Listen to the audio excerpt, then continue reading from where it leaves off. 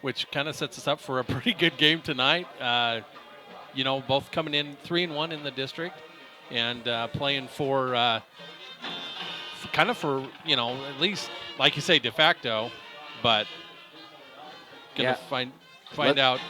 Yeah, let's go ahead and take a look real quick here at the conference standings as you see them right now. Right now, Skyline leads the way. Skyline in first place, tied for first with Shelley. So that's where we mentioned this is not, they don't host a 4A high country district championship, right? This is simply, it is what it is. The winner of this game wins the district championship. Clean cut, easy, that's it, right? You win, you're the first place team. You automatically get one of those top 5 seeds at state because you're a district champion.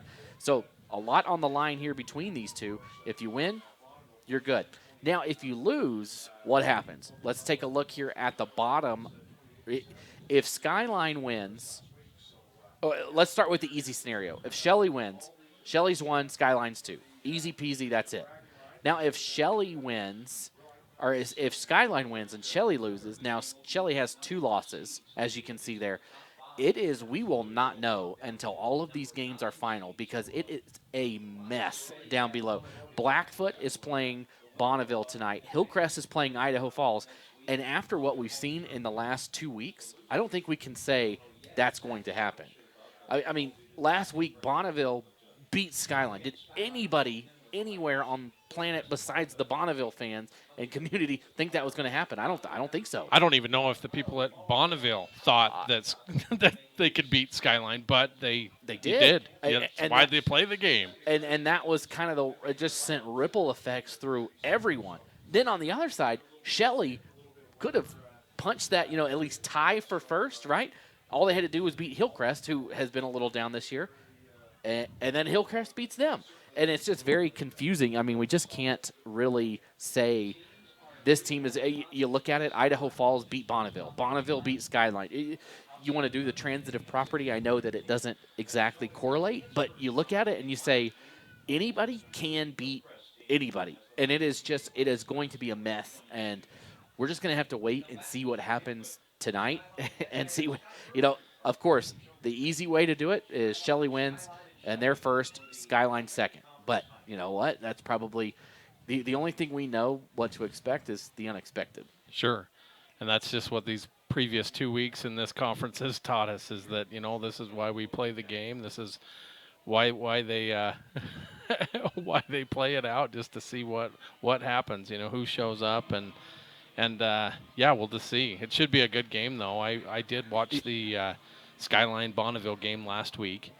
And I think Shelley's more built to beat Skyline. And that's what I had when I was talking to people, hearing that the physical teams, that's what gives Skyline trouble. And Shelley is one of those physical teams. Well, if you think about it, what's Skyline? They're a high-powered offense. Right.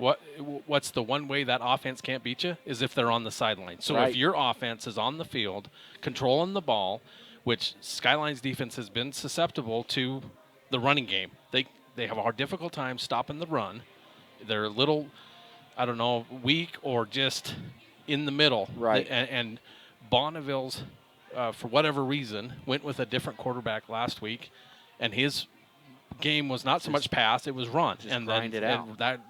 Grind it out, and that fed right into the blueprint of what I think takes to beat Skyline. Now, Shelley is built that way. Right. They like to run the ball. They've got a big offensive line. They like to run the ball, and that's the one way that Skyline's offense can't hurt you. And that Shelley has just come on late. Like they had a couple losses to open the season, and I think people wrote off the Russets. I think they started off 0-3, and then they just all of a sudden.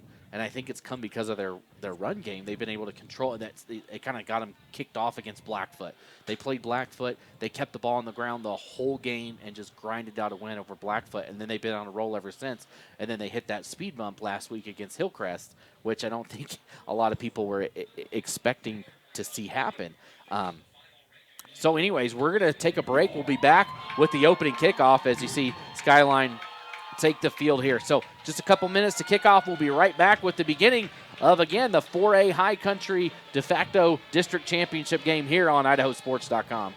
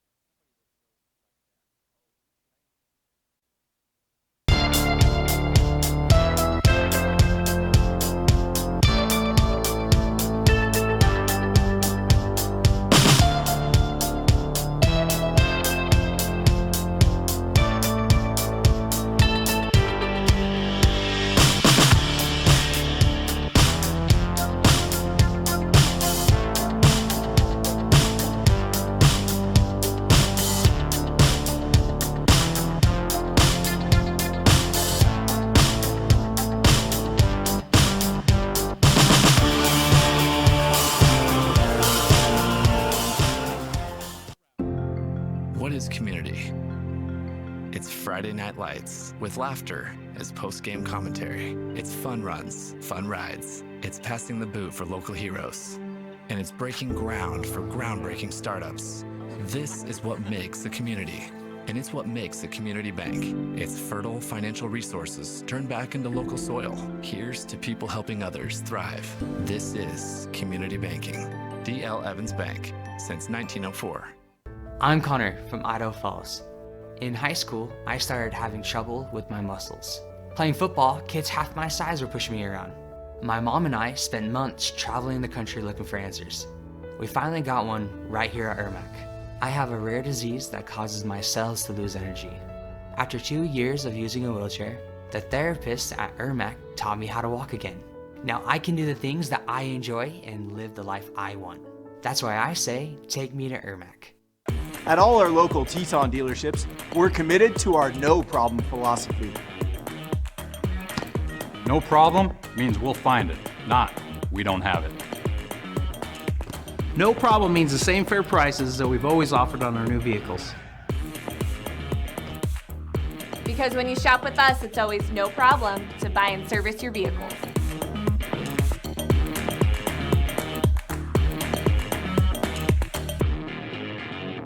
Some days, I choose the most difficult trail. I test my limits. Taking the hard path isn't always easy, but I know it's the right way. When I get done with my ride and I look back at what I've just accomplished, I feel amazing. It takes courage and determination to do hard things. But you can do them. Quitting tobacco and vaping is possible. You decide when. We'll show you how. Learn more at projectfilter.org or call 1-800-QUIT-NOW. We're Valley-wide cooperative. For 100 years, we've been your first choice for residential and commercial propane, fuels, oils, and lubricants. We service HVAC, install water heaters, propane tanks, and accessories. And yes, we'll even deliver right where you need it. Because for us, serving is more than a job, it's a way of life. We are proud to employ your neighbors and to be a cornerstone of your community.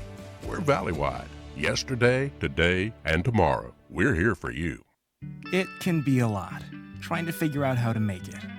How to dream big and to wonder, what if? Because no matter where you are in life, if you don't know what's possible in Idaho, it's hard to keep asking, what if? Which is exactly why Next Steps Idaho was created, with everything from smart tools that help you figure out careers you might be suited for, to training and education options for you. So keep asking what if at nextsteps.idaho.gov. You can't make summer stand still, so make the most of every last second with a new Toyota at Toyota's National Sales Event. During Toyota's National Sales Event, discover our wide variety of fuel-efficient electrified vehicles. Toyota, let's go places. At D.L. Evans Bank, we haven't invested in a deep line of digital banking services to help infuse more banking into your life. Just more living. D.L. Evans Bank. This is community banking. Well, is Ermac really the best hospital for pediatric care? I mean, aren't all ERs the same? Not all ERs are the same. Ermac's ER has been delivering high-level clinical care for over 3 decades. As a Level 2 trauma and burn center, Ermac is well-equipped to handle pediatric injury and illness. All Ermac ER nurses have higher-level pediatric certifications, and that's just not common in all ERs. And this expertise and experience is found only at Ermac.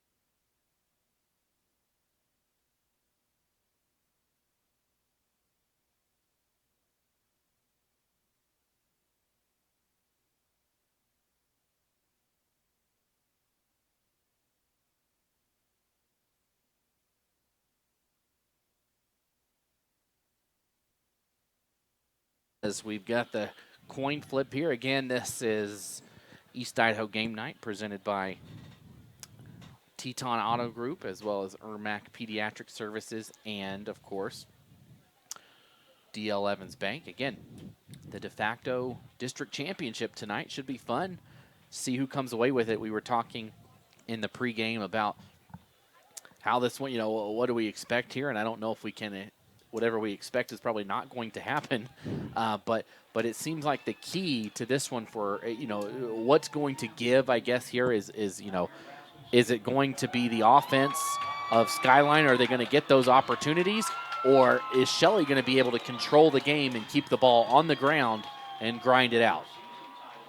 Yeah, that's kind of the question. We'll see what happens. Both teams coming off of a loss, so you don't really know what to expect this week. Right, and you look at it and you say, if one of these teams could have won last week and the other, had kept their loss, you're in the driver's seat, really. You at least force a tie for that championship. You effectively win it, right? Because if they win here, that's a win. Or you would end up with a tie, right? And you would have that tiebreaker. So either way, we're ready to go as the light show. This is 2 weeks in a row I've seen a light show like this. Only two, this here at Rafston and one other field have the lights like this that can do it. And I'm sure it's everybody's first guess where that is. At Butte County High School in Arco. I was just going to say, it's got to be maybe West Jefferson out there. I don't know. So last week I was there in Arco and Butte County had it. Their poles blew over during a windstorm like 2 or 3 years ago. So they were forced to play all their games in the early afternoon, 4 o'clock, 3 o'clock, things like that as the playoffs came around because they didn't have lights. And they finally got those lights up. And you know what? You're already there. You might as well make them nice. And that's part of the renovations here at Rafston. And sure, if you make those lights able to withstand this Idaho wind, then why not just, make them fancier. Make them a little fancier. It does add. I mean, that's a cool feature to have. So here we are. Skyline is going to receive the opening kick. Back to kickoff for the Russets is number 43. That's Luke Pasco. Pasco, the junior, will take the boot, and we will be underway. Again, this is the unofficial district championship game, as the winner will have that top seed, and that ball rolls and barely goes out of bounds and dies at the 5, but it just went out of bounds and came back as the official throws his nice pink flag out here for tonight. Yeah, they've had pink flags for a couple weeks now. I still am not used to finding those. That was my first time seeing the pink flag come out, so it surprised me. So Skyline going to take over on offense. No, they want to make him kick it again. It was almost a great kick. If he had let it roll and not touched it, and it never nicked the sideline there, that thing dies at the 5, and that Shelley special team unit is right there. And I've seen it a couple of times, not on a turf field, a little difficult there, but on a grass field where you pooch it around the 30, kind of in that dead man's area, the 20, 25, and nobody gets it. It just kind of holds there, and the offense is able to go and pick it up. So we'll redo it. Pasco will try to keep it in bounds this time. This one hangs left as well, but it's going to be caught at the 12. Coming all the way across the field here is Woodruff, and Woodruff is across the 30 down to the 31, and that's where Skyline will take over. 1st and 10 for the Grizzlies. Yeah, it was a nice return there. I think that kind of... I think it was... No, it was. Sorry. It was Woodruff. I thought I had the number wrong. No, I think that kind of just shows exactly what Skyline's mentality is. We want the ball. We're going to be a high-flying offense. We're going to have big plays. We're going to make you kick it again rather than get the ball at the 35. We're going to take our chances that we're going to get a better return than the yards that would be given on that penalty, that kick out of bounds.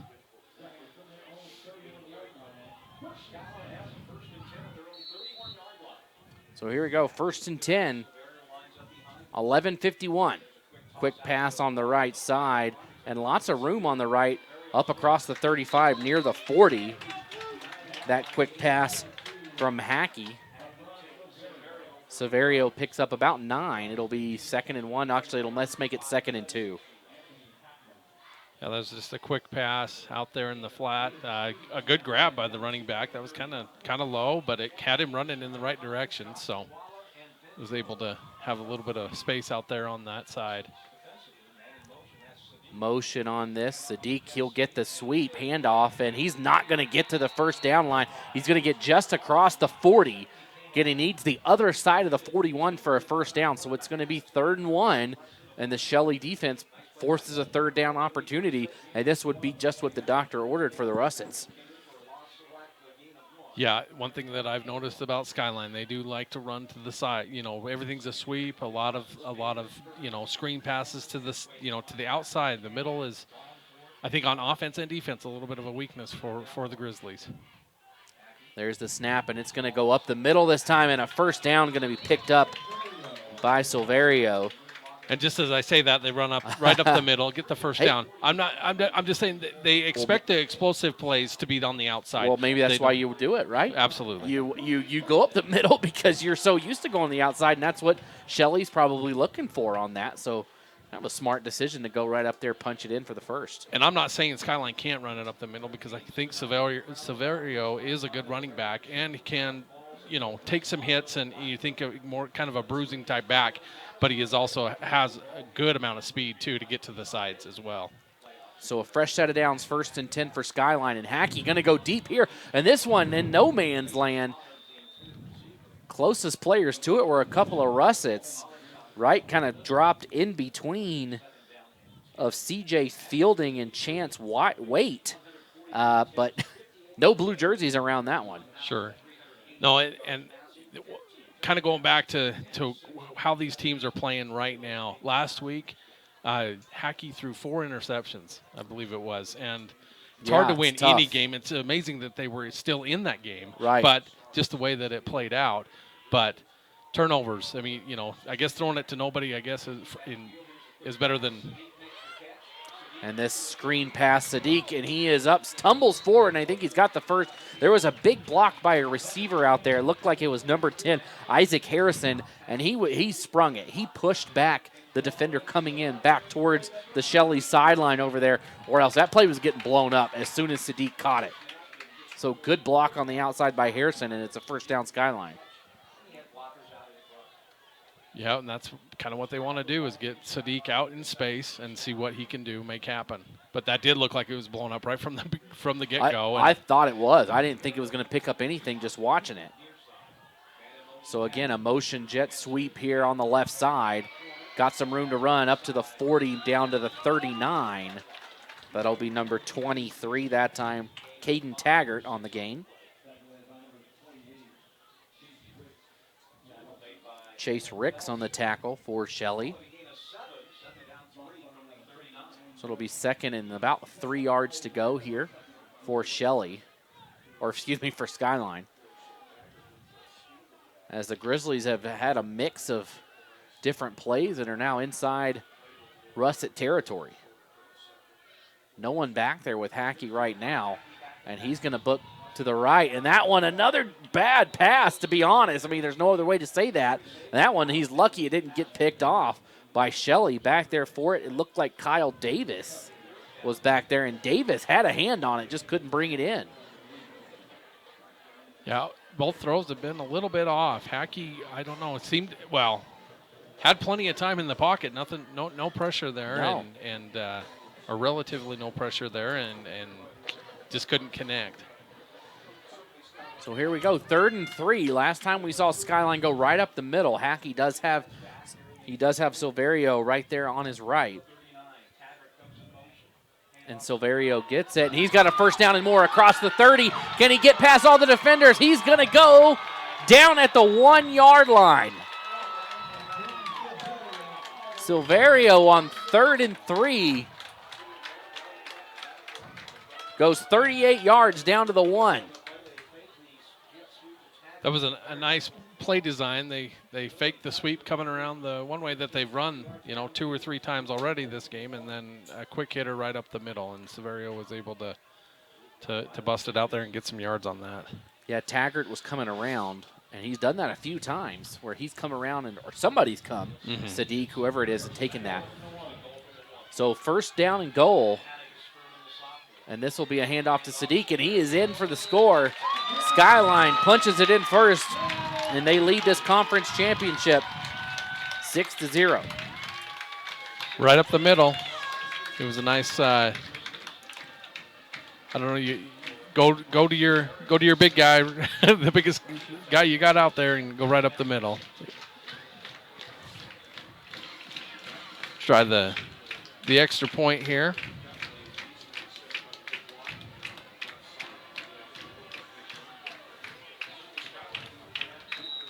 And the extra point is up and good. So Skyline takes the early 7-0 lead as they lead again this, as we said, de facto district championship game.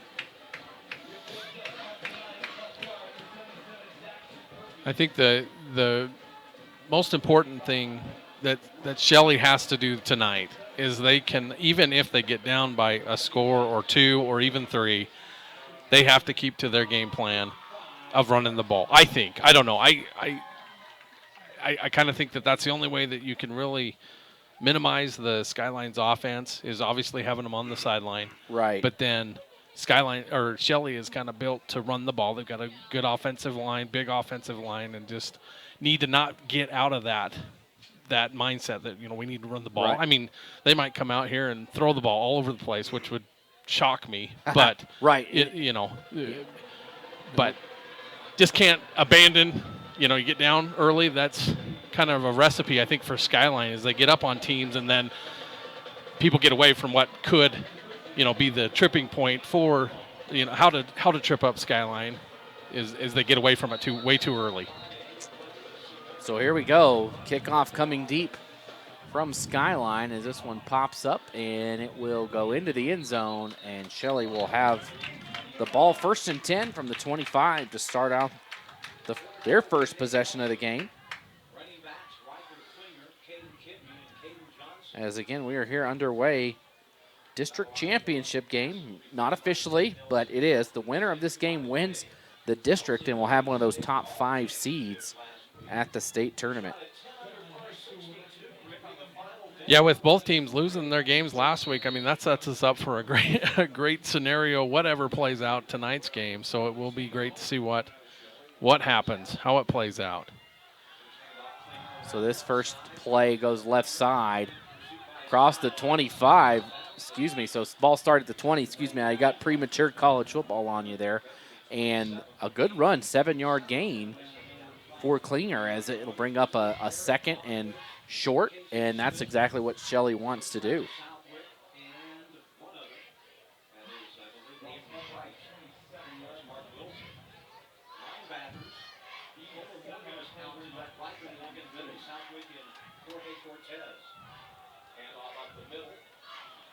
As that one goes close to the line, I believe they are motioning for a first down. Yeah, that was just a run off the left side there, that kind of a quick hitter right there. And like I said, Shelley's got a big offensive line. They'll make some movement happen on that offensive line, I do believe, and then that plays into their hands of keeping that offense on the sidelines for Skyline, and then just ball control and being able to continue running the ball.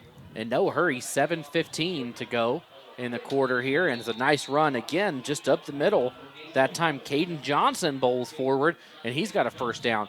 And like you said, they just want to run the ball and eat the clock, as now we are just about at the 7-minute mark, halfway through the quarter, and in the blink of an eye, really, as really both teams did it on the ground. I mean, Skyline had a couple go through the air on that first drive, but nothing connected. Everything that was thrown was at the line of scrimmage. And there's going to be a false start right on the left side. It looked like moving was Kason Eaton, the tight end. Jumped a little early, and he'll hop off.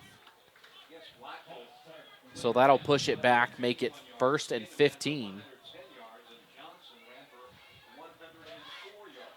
Yeah, when you are trying to obviously ball control, you want to stay ahead of the chains, and obviously those penalties, those can come back to hurt you. Hopefully that they can overcome that five-yard penalty. And this run here, they get it up to the original line of scrimmage, so they'll get the yardage back on a run by Klinger.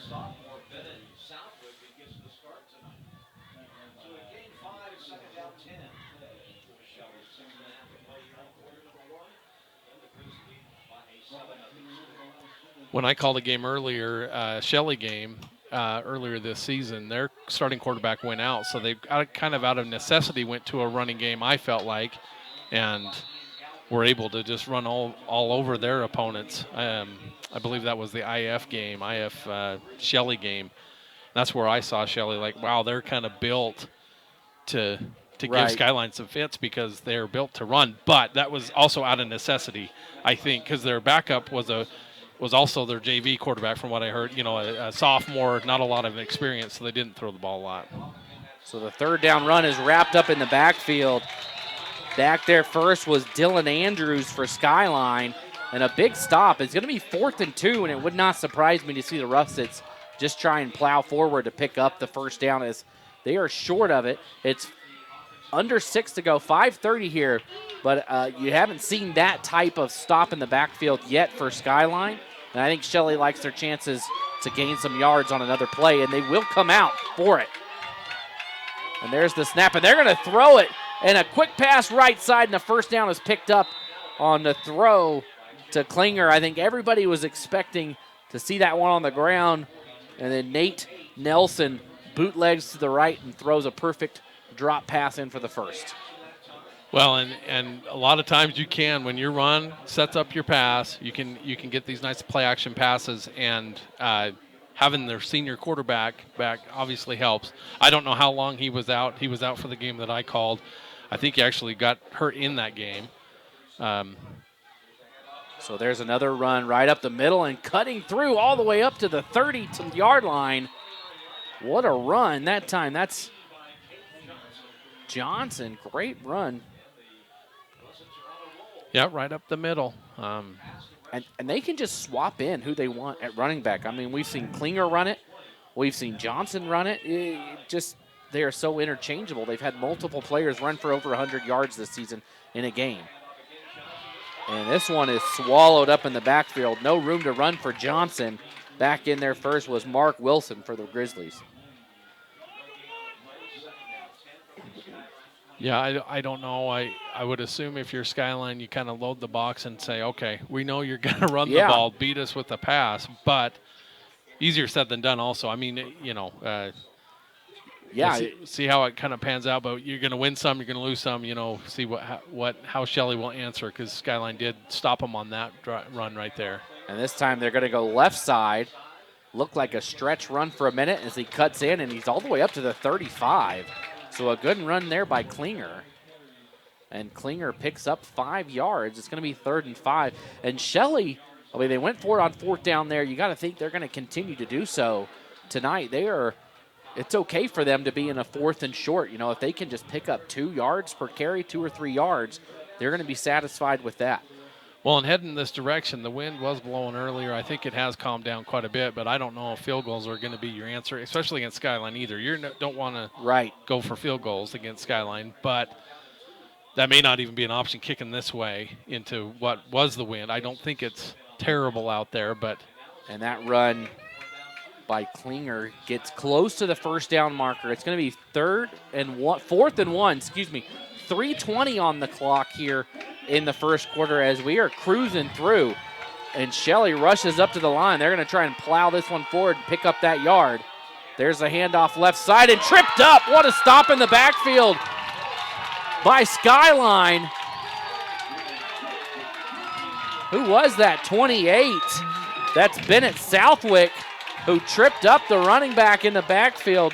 Klinger looked like he had a path to the first, and he goes down a yard short. So a great drive by the Russets comes up just short. I mean, that's not even a yard. That's maybe half a yard from the first down. They needed to get to the 20, and that ball's at the inside that 21. It's at the 20 and a half. So they were right there. And now Skyline takes over, and I tell you, if Skyline goes up 2 scores, Shelley doesn't want to come back from 2 scores down the way they run the ball. So this time a jet sweep on the left side. Taggart goes all the way down to the 24. So a pickup, or they'll say the 25, so pick up a 4. It'll be 2nd and 6. 3 minutes to go here in the first quarter. Yeah, last week, and I just go back to what I've seen, what my own eyes have seen, that Skyline last week threw the ball a lot more than what they're doing now. They also realize, hey, you know what, those interceptions last week, they set us back, try to establish something with the run. Again, 2nd and 6 on this play. Again, coming in the backfield. This time they'll hand it off to Silverio. And he dances around multiple players and is all the way up to the 35. A 10-yard pickup left side for Silverio, where he did a lot of dancing in the middle of the field. Yeah, Silverio is a good running back. He's got a lot of good moves, and then he'll also run you over too. He's got some speed and some agility to him, but he will also he doesn't shy away from a hit and will run you over. I would imagine Shelley, they've probably practice each other. Your first team against first team D if you can. They know what to expect against the run. So it'll be first down, and Hackey's going to look to throw this one. And he just hit Silverio in the flat, and he had nobody nearby. He's all the way up to the 44, a gain of 9.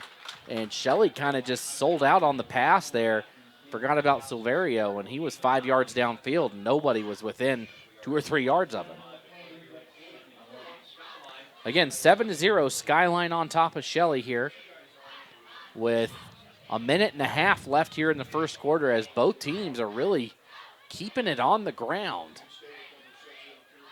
here in the winner-take-all district championship game.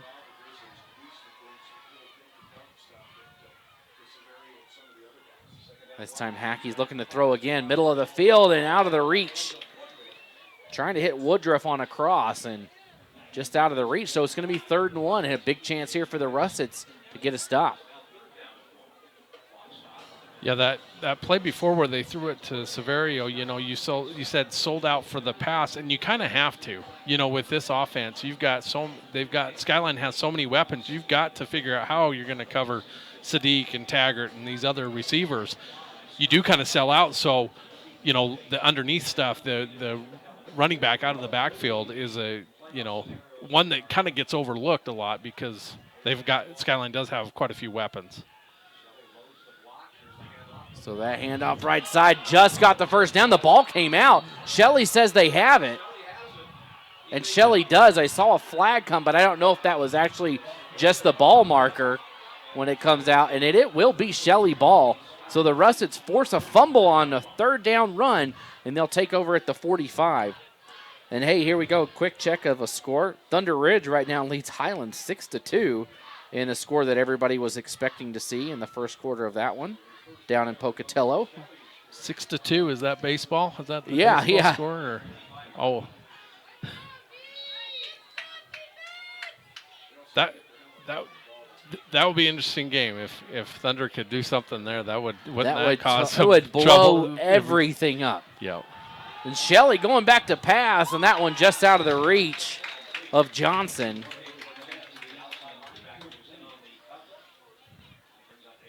Yeah, there is a lot that could happen around the state tonight. Just kind of crazy scenarios. And that would be another one, right? That I don't think anybody would ever see coming. And then when it does, or if it were to happen, then it throws everything into there's a ripple effect, like you said earlier in our pregame. And dropped after maybe a loss of a yard, actually. No pickup. Yeah, that was a good defensive stand there by the Grizzlies. They trying to follow that big offensive line, and they were able to get through there and stop them for a loss. And this is not where Shelley really wants to be, right? In the 3rd, and this is 12 with 35 seconds to go, so this could be the last play of the first quarter. Almost have to go to the air here, and they do set up the screen, and Skyline all over it. And there's a flag coming out, and they're going to call a horse collar on this, but it really shouldn't be, as the back of the jersey was what was getting pulled down. They had the hands on the 1 of Klinger, but it's just the look of it. And we'll see if another official comes in and says, no, he had jersey. No, they are going to – oh, it's a face mask. So it wasn't – so scratch all of that we said. We must have missed the face mask on the other side of the body. So a big penalty on Skyline, and now it'll be 1st and 10. Russett's all the way down. This should be spotted at the 30-yard line. Yeah, that was beneficial for the Russett's. Obviously, they from what I could see, I'm glad that wasn't a horse collar call, but then missed that face mask. And another run goes nowhere. Skyline, they are now, like you said, Lynn, let's pack the box and force them to beat them inside. And right now, Shelley hasn't been able to do it on the last couple of runs. Yeah. And that will do it for the first quarter. We'll step away. We're going to run an audio ad here. You will see us. You'll see the screen, but listen in to one of our sponsors, John Adams GMC. As summer turns to fall, change is in the air, and at John Adams GMC in Rexburg, big things are happening as well. We are transitioning from John Adams GMC to Liberty GMC. We need to absolutely liquidate our new and used inventory immediately. Our current GMC and used truck selection is fantastic. Now is the time to purchase a new GMC truck or SUV from John Adams GMC in Rexburg. All new GMCs and qualifying used vehicles come with warranty forever. Take advantage of discounts up to $2,500 off MSRP on new GMC trucks and SUVs. Plus, 0% APR is available on many new GMCs. Right now, get $1,000 in GMC accessories included with your new GMC special order. And don't miss our trunk or treat on Saturday, October 29th from 2 to 5 p.m. with lots of fun, music, prizes, and candy. Changes in the air at John Adams GMC. Soon to be Liberty GMC in Rexburg. 0% OIC will qualified by our short term. See dealer for details. And welcome back here. And John Adams GMC up in Rexburg, changing the name. Liberty GMC. All right, here we go. 2nd and 10 for Shelley. As again, they took over. And this a pass wide open at the 10 and caught, and the Russets go in for a score. They bite on the play action, and Klinger is in for a touchdown. A 30-yard pass from Nelson to Klinger makes it 7-6. Shelley, an extra point away from tying this one up. That was a nice play design, and Skyline is loading up the box and daring the Russets to beat them with the pass, and they did on that play. It was a nice reception there, a nice pass, and getting it out there for the touchdown. So extra point coming here. And it looks good from Pasco again. So all tied up at 7 here. One play gone in the second quarter. 11:53 to go, and Shelley has tied this one up on that 30-yard pass from Nelson to Klinger. Like you said, you run so many times. Eventually, you got to watch out for the pass in the middle, and Shelley able to get it done. Let's go ahead and think. Excuse me. Cox's Honey, they've been serving Southeast Idaho for almost 100 years. Their honey is 100% honey, no additives, preservatives, or artificial flavors. At Cox's, they take pride in using the high-touch and personal processes that have been in place since the beginning. Be sure to visit their brand-new Cox's Honey store right off the main highway in Shelley. Cox's Honey, real, raw, honest, since 1927. Proud to support local student athletes. Actually talked to Adam there at Cox's Honey. He's the brother-in-law of somebody that I live by in Middleton, ironically. And he's the guy, the boss in charge there. So if you're listening, Adam, hello. Anybody else in Shelley? You know, I don't know why, but I live in the Treasure Valley.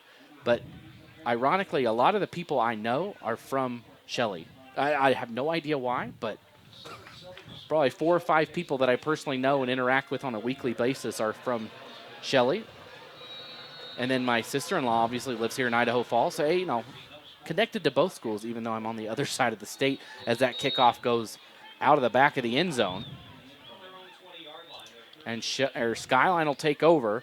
Again, Skyline had a great first drive, went down the field pretty much with ease. I mean, they had a couple third downs, but picked them up easily. But then on that last drive, they fumbled it on the third down play, and Shelley takes advantage.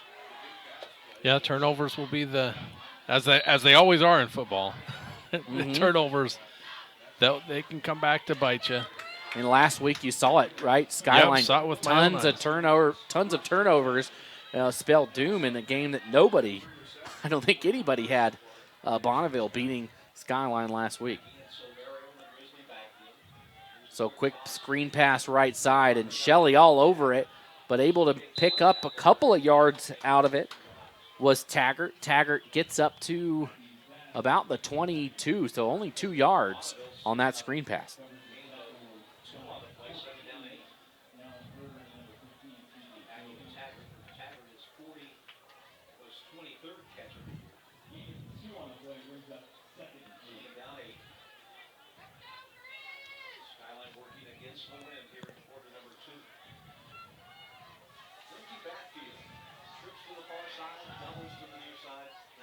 So here's another. Hackey's going to keep this one himself, actually, and he's got a first down. So they faked that handoff to Taggart, and I thought that's where they were going with it, but he ends up going the other way and picking up a first down as he's across the 30 on the quarterback keep. First time we've seen that tonight from the Grizzlies. Yeah, and Hackey has the ability to do that. He can read that. Don't know if he's actually making a read on that or if he knows he's gonna keep that, but he can motor out there and get up first down. Quick screen pass to Sadiq, and Sadiq's across the 40, down close to a first down. We'll see where they spot it. Might be about 2 yards short. Maybe not. I'm watching the FAR official, and it will be a first down. So the Oregon commit picks up the first down. Believe he's the top-rated recruit of this graduating class in Idaho. Of course, there's Gatlin Bear over in Burley, who will also be a Power 5 football player before it's all said and done, as he's been racking up all sorts of offers from SEC schools, Big Ten, everywhere. Handoff right side, actually kept by Hackey, and Hackey got another first down. So another fake handoff by Hackey and another keep, and he's got another first down.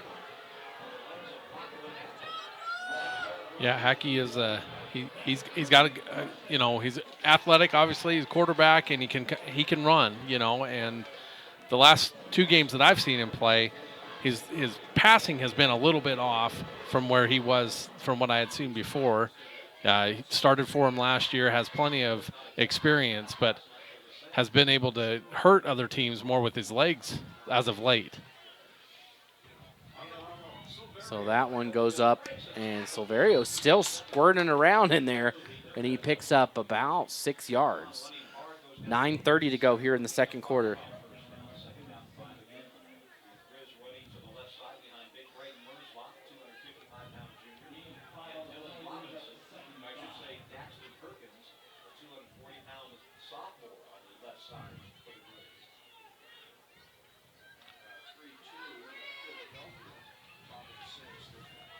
Second down, about 5 yards to go, they'll say on this one.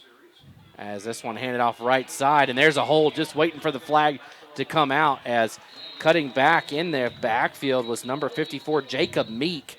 And you could see it, Meek went backwards when he shouldn't have been, and that'll be a hold on Skyline. This will come back 10 yards. Yeah, that was, as an offensive lineman, you're out there all by yourself. That's out there on the main stage. There's no way getting around a hold when it's out there in front of everybody like that. When it's, the mosh pit right in the middle, there's a lot of holding going on that doesn't get called. You can't see it, but when you're outside on that and you're the man you're blocking gets turned all the way around for out of no reason whatsoever other than he was being held out there for an easy call for the referee. So a penalty on Skyline. Last time it burned them on that drive by Shelley. We'll see if they're able to recover this one. And a quick pass right side to Sadiq. And Shelley wraps him up after a gain of about, we'll say 7, back to the original line of scrimmage. So it'll be 3rd and 10, 8:30 to go, 7-7 here in the district championship game between Skyline and Shelley. As today, I believe Blackfoot is playing Bonneville and Idaho Falls facing Hillcrest in games that every game, we don't know anything in terms of season standings, but I will say it does seem like very realistically you might see every team in the district make it to state this year, as 16 teams make it from the 4A. As Hackey going to keep it again, this time on 3rd down, and they're all over it. Brought down by number 33, Riker Morgan.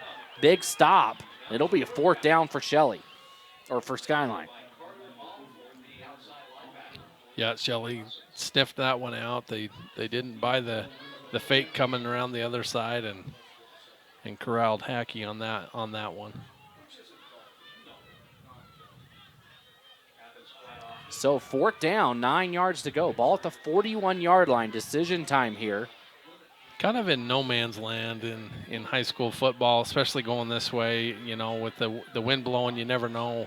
Even a punt might be a little. And Hackey gonna go across and just out of the reach of Silverio. So Shelley gonna take over 2 straight drives, stopped by the Russets, and it'll be 1st and 10. They'll take over at the 41-yard line. Last time they took over around midfield. This time they'll take over around the 41. So good field position twice in a row here for Shelley. Again, Hackey didn't look like there was much pressure on him, but just couldn't missed the throw. Yeah. And it just, you know. Yeah, not really, sure what's going on not there. sure what's going on, but because he's a great quarterback. He is, and a big 8-yard gain immediately by Johnson. As now Shelley, you know, they fell behind. They ended up losing the ball, and you thought maybe, oh my goodness, maybe Skyline can put something together here and put Shelley in a hole. But now you flip the script with 2 straight stops, and now Shelley can control this one as there's 6:50 to go here in the first half. And Shelley would love to eat up the most of that clock as a big hit driven backwards by number 28 with the big hit there for Skyline. That's Bennett Southwick again. So Southwick's had a couple of big tackles for the Grizzlies. He had the tackle on 4th down at the 20-yard line to stop Shelley from going in for a 1st down, and a big stop there on 2nd as well. Yeah, and again, you know, just kind of shedding the blocks that they needed to do for Skyline to stop that run. And, you know, with that big run on 1st down, you know, you're still sitting okay for Shelley. You're sitting okay, 3rd and 2. It's manageable. So this handoff's going to go left side and getting the edge.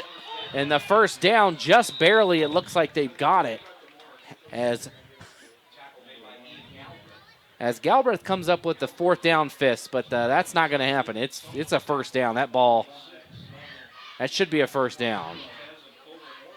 They're going to talk about it here for a second, maybe even measure, but I believe that's a 1st down. They're taking their time. Oh, got a hold. Okay. All right, so a hold. So it's going to be, let's redo it. It's going to be 3rd, and the ball is right back at the original line of scrimmage. When I called the game 2 weeks ago, they had these pink flags, and I don't know if I couldn't catch every one of them either, but that one kind of snuck up on me too. I didn't see the flag out there, but you'd think we'd be able to see bright pink, but it is. I mean, it is a. You do. I think. Oh, that's not a flag. That's something else. Maybe a confetti or a pom pom or something that flew out. On that play there, I didn't see anything either. So I don't know where that hold was at, but did call holding. 3rd and 10. Yeah, timeout called here by Shelley, excuse me, with about 5 minutes to go in the half. Alta Insurance is a locally owned agency with locations in Idaho Falls and Twin Falls. Alta's mission is to help our community by providing policies personalized to each customer's need. The community they work in and live in is their #1 priority. As such, they offer a wide range of insurance products and companies able to take care of their community's assets. Alta Insurance has recently merged with Archibald Levitt Insurance in Rexburg. The same great names with the same great service together. That's Alta Insurance in Idaho Falls. Thanks again to Alta Insurance and Cox's Honey, as well as Liberty GMC, which was John Adams GMC. I think that's new. I don't think that is like, from what I know, this was the first time they've announced the new name. They're going to have a trunk or treat up there next Saturday. So if you're looking for, another reason to, you could go to the trunk or treat right on Saturday at John, and then use that candy to hand out on Halloween night, That's right? a great idea. Okay, third down and a pitch to the outside. And nothing doing that time for Pierce. Pierce, the first time we really seen him carry the ball today, and they tried the toss, and nothing was there. I think he no gain at all. The ball right back at the same spot, just on the other hash. Yeah, that holding penalty, that sure causes problems when you have a 3rd and 2 as a, before, and then Right. after your 3rd and 12. I mean, it killed the last drive for Skyline, and now it kills a drive for Shelley. So the Russets will boot it away with 4:22 on the clock here in the second quarter. And this kick stays on the right side and bounces at the 24, down all the way to the 12. And he's got a line of blockers here on the right side, across the 30, up to the 35. Great return that time by Woodruff as he picks up, about 24 yards on that return.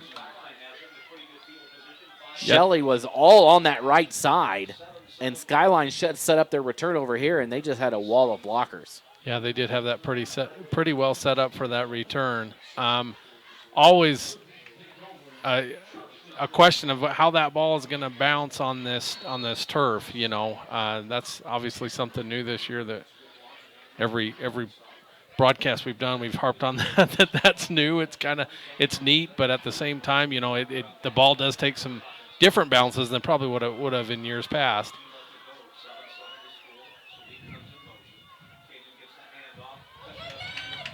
As that run still going all the way across midfield. So just like that, Skyline right back almost to the exact spot where they turned the ball over on downs last time. As Shelley went 3 and out on that last drive, had picked up the first down, but had it come back from the hold. And now Shelley on their heels again as Skyline right back in Russet territory.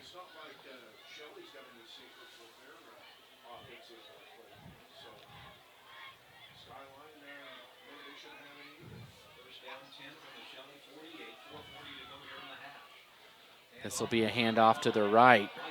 And Silverio's across the 40, and he's close to the sticks. I think he might be right at it. They'll probably give him a first down on this one, and they do. So another first down. 2 plays, 2 first downs for Skyline, as now they are inside the 40. Time's running out here in this first half. We're down to 4:20. This half is moving fast. Only 45 minutes gone by so far here on senior night. Hackey will hand it off right side and swallowed up in the backfield, but able to leap forward for a couple of yards was Silverio, who got wrapped up. Penalty flag there. That one I did see, but I think that one might be yellow. That one is yellow. So another hold. I think somebody changed jersey numbers, which is... No, they didn't. No, I'm crazy. Well, that time there was a couple different Russets in the backfield. They just slowed up the play, and you know what? If you can get back there and get that pressure and force the defense to hold you, at least you won the play, right? Yep. If you can force the hold, just as good as a sack. Well, I mean, a sack would be better, but so...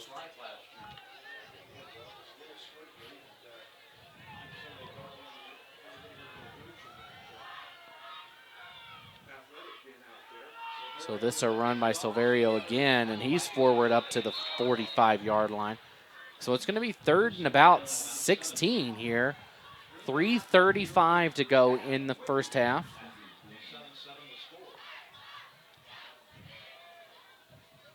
I think that hold happened on first down, so it's... Oh, this is, okay. So this is down. second down. For some reason I was thinking that second down had already happened. 2nd and 16, 17 yards to go. And now Skyline holding as they want to play for that final possession as we're at the 3:10 mark.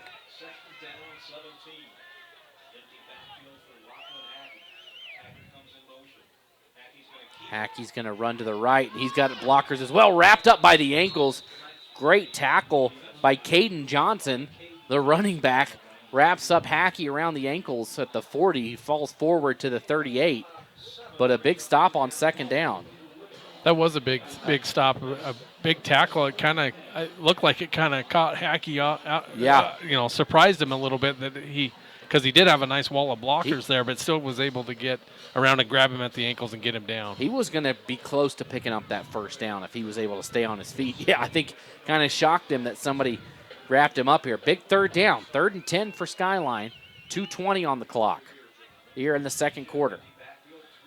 Nobody back with Hackey, and he throws the screen to Sadiq, and Sadiq gets past one defender and across the 30 and down to the 26, a big first down, and that is just tough to stop. When Sadiq has it in open space like that and has at least one blocker in front of him, you know he's going to pick up at least 5 to 6, and then it's all seeing if he can get around the contact, and he does. He met the contact around the 34-yard line, gets around it, and picks up 10 more for the first down. A lot of times you just want to try to get the ball out and let him create. Get a blocker or two out in front of him, obviously. Try to give him some help out there, but then just let him see what he can do. So first down, and Hackey drops the snap, and he'll fall on it back at the 39. So a big loss that time as we're at a minute and a half to go. And that really changes everything now,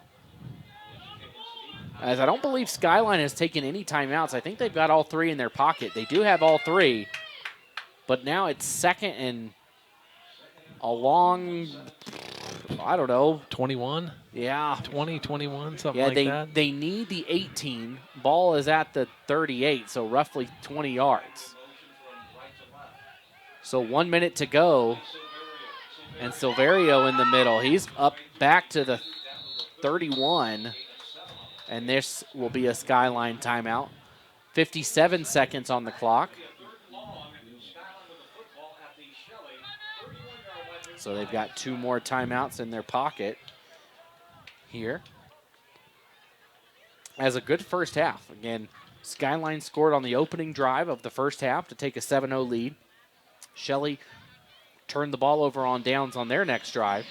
And then they forced a fumble on Shelley and only had to go about 50 yards, and they punch it in for 6. And that's been it. A 1-yard touchdown run at the 8:15 mark of the first quarter. That was a run by Silverio, punches it in. And then at the 11:53 mark of the second quarter, a 30-yard touchdown catch by number 1, Riker Klinger for Shelley. And that's it. That's the scoring. And so far in this one, I think the game is playing. Shelley is happy, I think, that it's like this.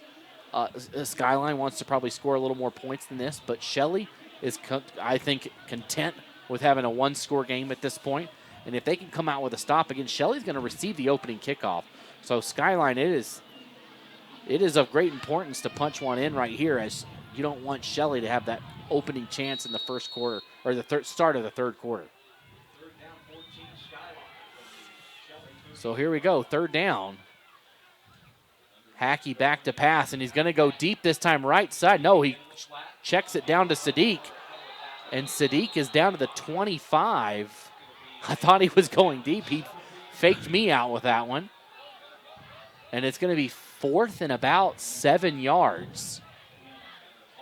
I don't know, Lana, have you seen the kicking game for Skyline? Is this doable for them, about a 42-yard field goal? Into the wind, I don't know. I think their kicker, DeMont, is a good kicker. But, and I think he's got the leg for it, but I don't know if you trust it with this wind. And the only thing I'm going off of is they don't have any flags on the top of, they do, and they are moving up there on the goalpost. So I don't know. And from here, it'd be a decent kick too. I mean, you'd be at least 42 yards from here, 43 yards into the wind. So let's go ahead really quick during this timeout. Let's take a look at the standings here as you see them.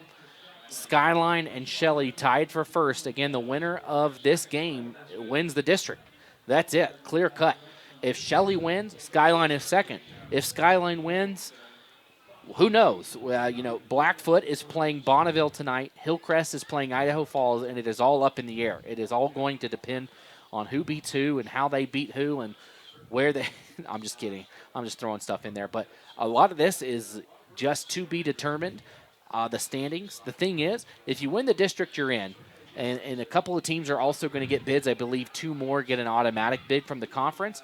But an at-large bid is definitely possible. And, if you go on the IdahoSports.com and look at the Bubble Watch article, you can see that there's a very real possibility that everybody over here makes it to state in District 6.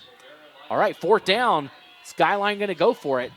Hackey takes the snap, and he goes across the middle and open and caught in for a touchdown. Caught by number 23, Caden Taggart, on 4th and long, and Skyline gets the lead just before the halftime break. That was Hackey's best throw of the night. He'd been off. All of his deeper throws were well off, and that one hit him in stride, hit Taggart. Was able to make a nice catch on that and get the touchdown.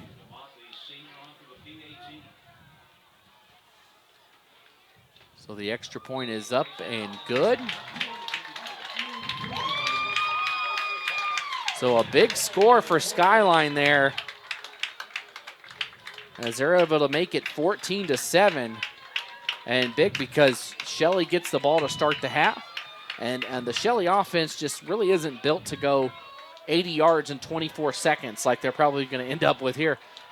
You never know. Somebody might break one out, but you're able, and it's very rare to see anybody go 24 seconds, 80 yards in 24 seconds, right? But right now, a chance for Skyline to take the lead into the halftime break here on Championship Senior Night. Like you're saying, that's big because Shelley will be getting the opening kickoff of the second half, and definitely a big momentum going into half for Skyline, and then but as we said before, this is still playing into Shelley's hands as far as the type of game that they'd want to play with Skyline. I don't know. I mean, just the way it is, 14-7, they would be. I mean, obviously you want to be ahead, and it doesn't matter till at the end of the game who's ahead. But this would be something that they'd be okay with. And the kickoff goes deep and is taken at the 2-yard line. So this will eat up some time. And Klinger, he's not going to make it back to the 20. He gets up to maybe the 17. And a man down right now for Skyline. That looks like Dylan Andrews, the sophomore, trying to hobble up.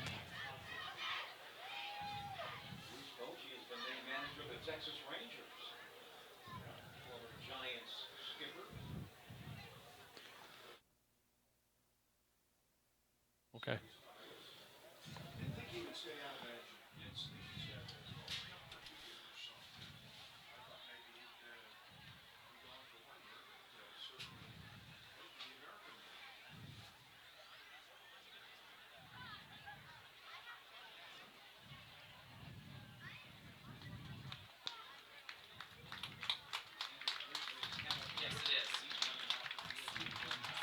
Good to see him get up and run off the field. Yeah, Shelley's got the ball down here at the 16-yard line. Don't know if they'll be gearing up to do anything super spectacular here at the end of the half. Try to break one, try to get one in, see what they do. Just take a knee. So, as we said before, Shelley seems to be pretty content with the 14-7 half score and playing a game that is something that is a little more Shelley style, I would say, that they can go, and they'll be getting the opening kicked off on the second half, and that'll do it for this half. Yep. Well, that'll do it for the sorry if you already did that. No, that's okay. That'll do it for the first half. We're going to take a break and be right back to talk about the first half here on IdahoSports.com.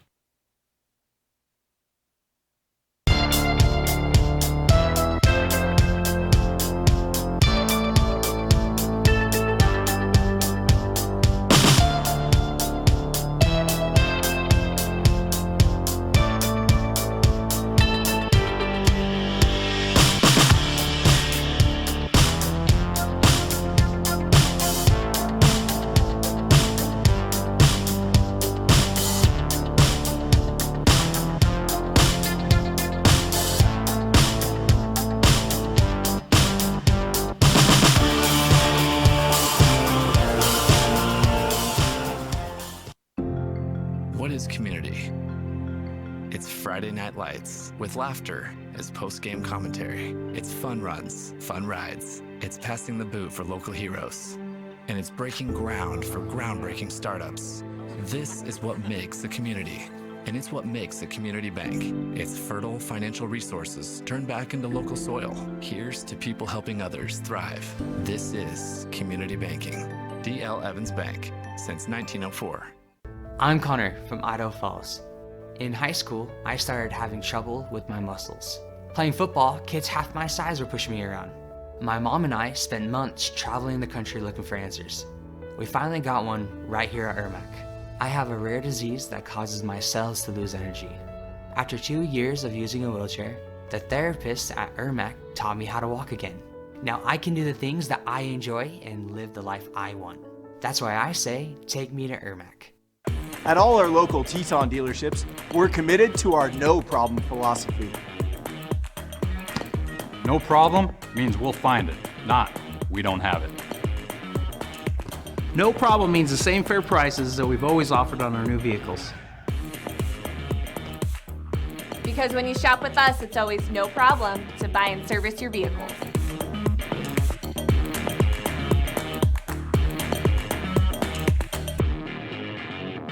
Some days, I choose the most difficult trail. I test my limits. Taking the hard path isn't always easy, but I know it's the right way. When I get done with my ride and I look back at what I've just accomplished, I feel amazing. It takes courage and determination to do hard things. But you can do them. Quitting tobacco and vaping is possible. You decide when. We'll show you how. Learn more at projectfilter.org or call 1-800-QUIT-NOW. We're Valley-wide cooperative. For 100 years, we've been your first choice for residential and commercial propane, fuels, oils, and lubricants. We service HVAC, install water heaters, propane tanks, and accessories. And yes, we'll even deliver right where you need it. Because for us, serving is more than a job, it's a way of life. We are proud to employ your neighbors and to be a cornerstone of your community. We're Valley-wide. Yesterday, today, and tomorrow. We're here for you. It can be a lot, trying to figure out how to make it. How to dream big and to wonder, what if? Because no matter where you are in life, if you don't know what's possible in Idaho, it's hard to keep asking, what if? Which is exactly why Next Steps Idaho was created. With everything from smart tools that help you figure out careers you might be suited for, to training and education options for you. So keep asking what if at nextsteps.idaho.gov. You can't make summer stand still. So make the most of every last second with a new Toyota at Toyota's National Sales Event. During Toyota's National Sales Event, discover our wide variety of fuel-efficient electrified vehicles. Toyota, let's go places. At D.L. Evans Bank, we haven't invested in a deep line of digital banking services to help infuse more banking into your life. Just more living. D.L. Evans Bank. This is community banking. Well, is Irmac really the best hospital for pediatric care? I mean, aren't all ERs the same? Not all ERs are the same. Irmac's ER has been delivering high-level clinical care for over 3 decades. As a Level 2 trauma and burn center, Irmac is well equipped to handle pediatric injury and illness. All Irmac ER nurses have higher level pediatric certifications, and that's just not common in all ERs. And this expertise and experience is found only at Irmac.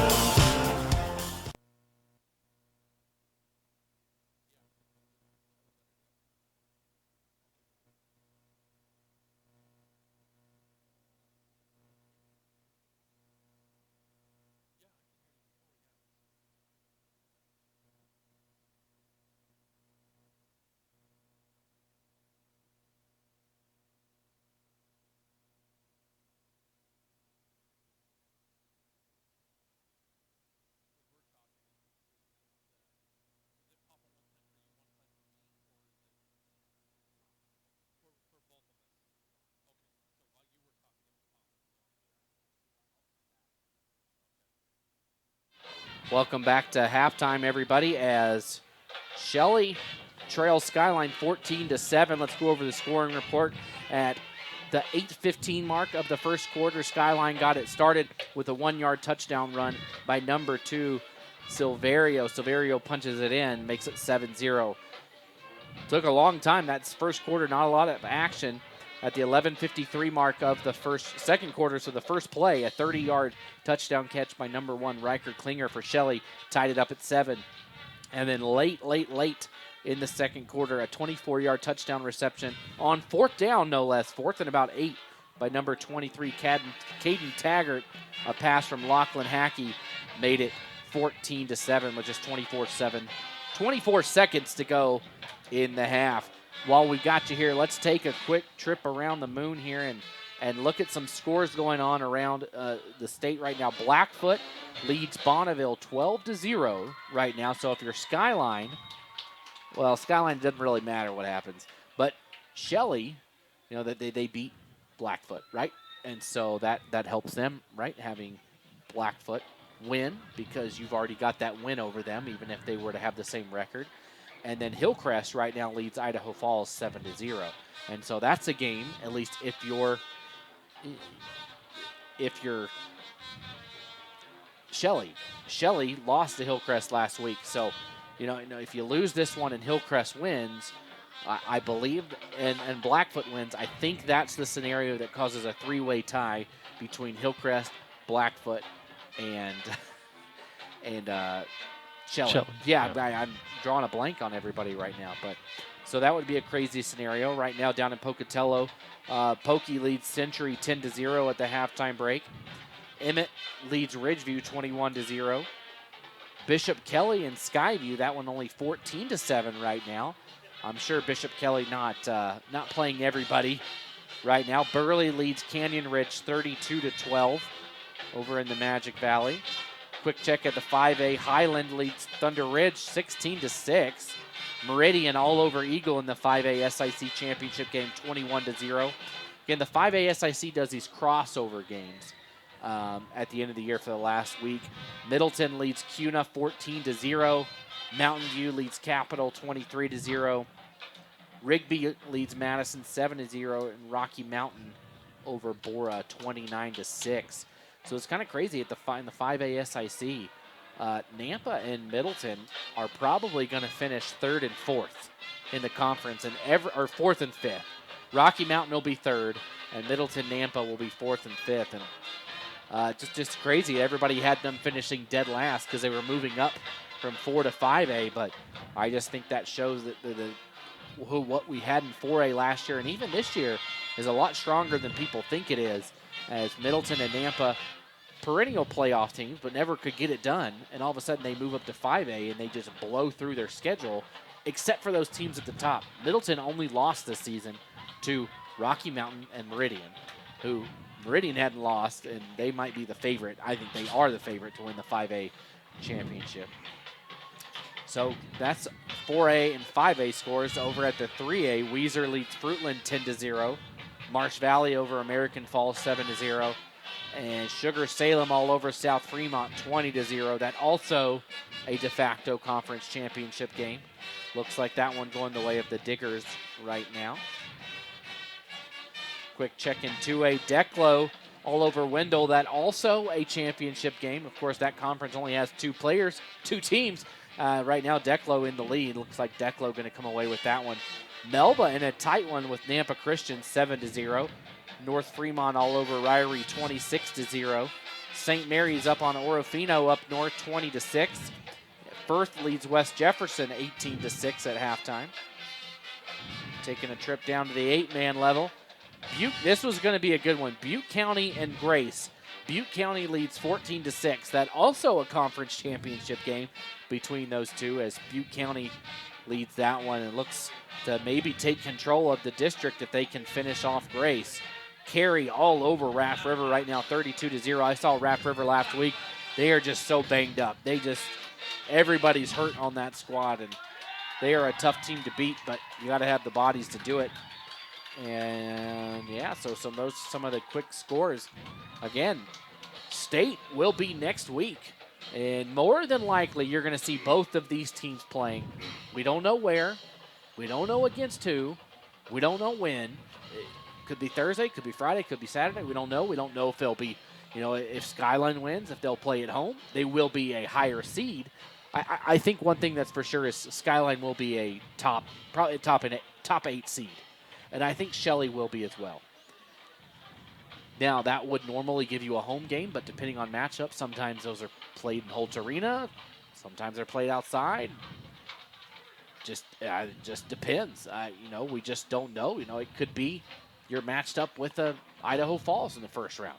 You just don't know in that one. What if Skyline and Idaho Falls play in the first round? It's happened before that would be in great. the playoffs, with both teams being in the 4A now, obviously, and I don't know if they would go down to play that in Pocatello. Do you paint the goalposts again if you win in the playoffs? I or don't. Is that only a regular season? I think thing? that's only a regular season. Not that I think it would really matter this year, but that would take, I think, Skyline somehow moving up to the number 1 spot, potentially the number 2.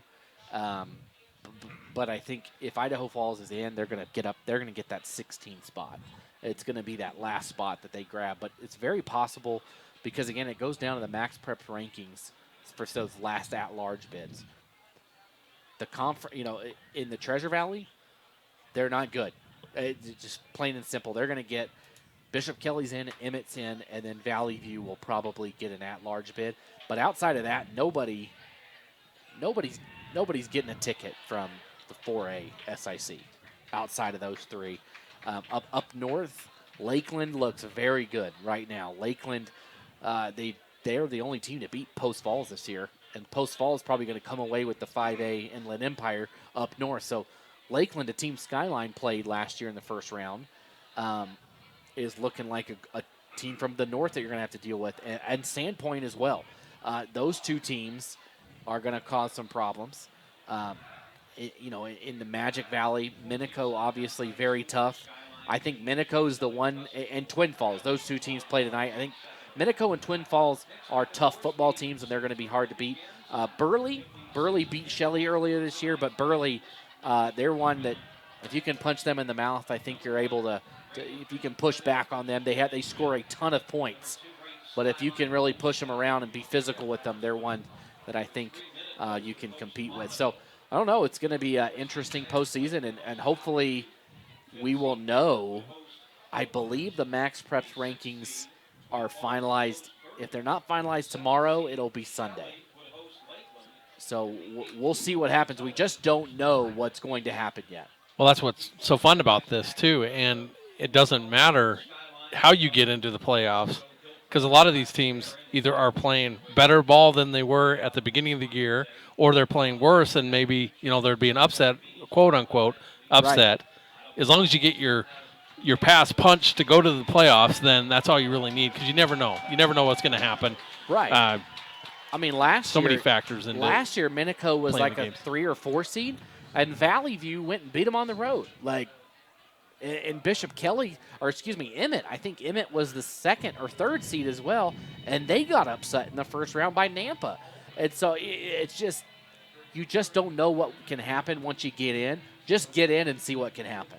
And so it's going to be interesting to see where everybody lines up, where the matchups are, when they are, and just bookmark IdahoSports.com if you don't have it right now.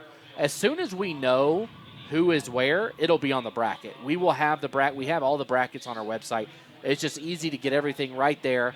We'll also post where we will be as soon as we know what games we can cover. We're hoping to be in a lot of places next week. We're hoping that we can get everywhere we can. And we'll see. It should be a fun weekend next week, opening night of high school football playoffs. Of course, soccer going on right now.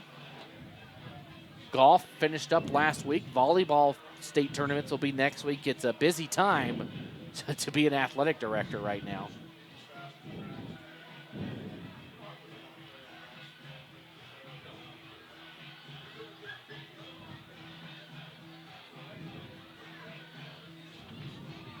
Maybe take one final look here as the teams begin to warm up. let's take one more break. Again, you're going to see us, but you won't hear us. We'll give one more spot to John Adams GMC here.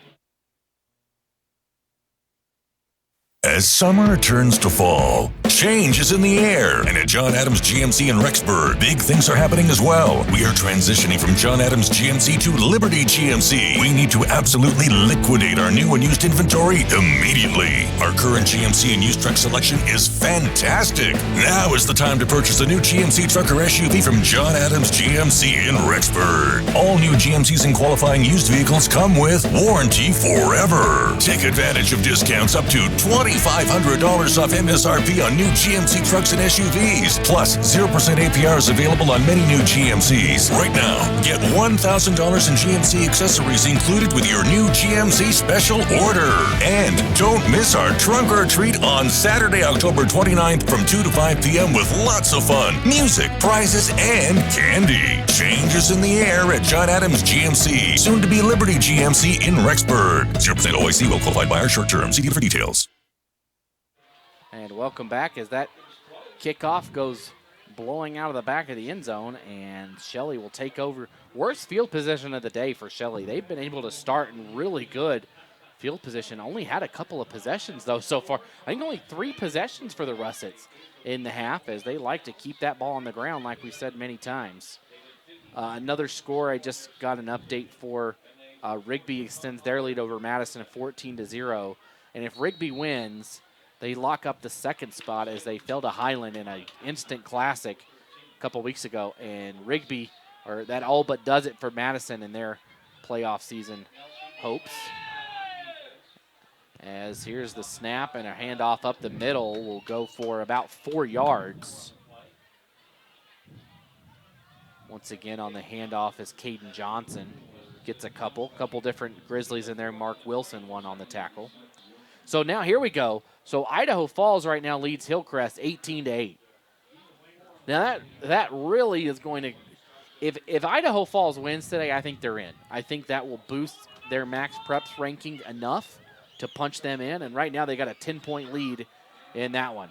So here's another run, this time to the right, and they pick up maybe 3 down to the 27. It'll be 3rd down and about 3 yards. Emmett leads Ridgeview 29-10. That not unexpected. No more updates here at the 4A. Blackfoot still up on Bonneville 12-0.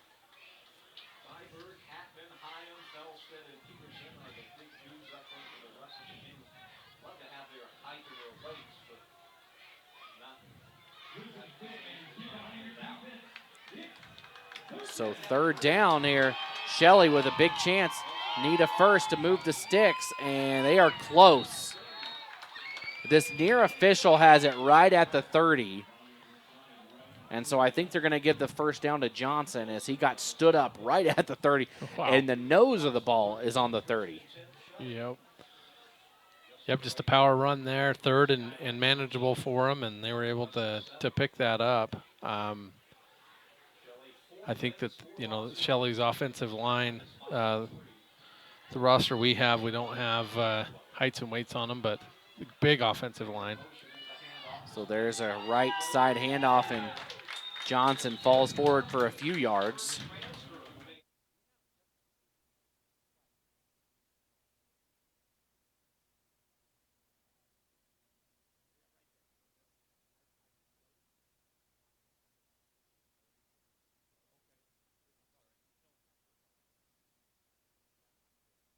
Good. Okay.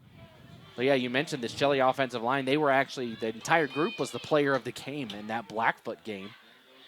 So 2nd down, this pitch left side to Pierce, and Pierce gets wrapped up for no gain. So a couple of times they've gone to Pierce, and Pierce tried to go outside and nothing doing for the Russets.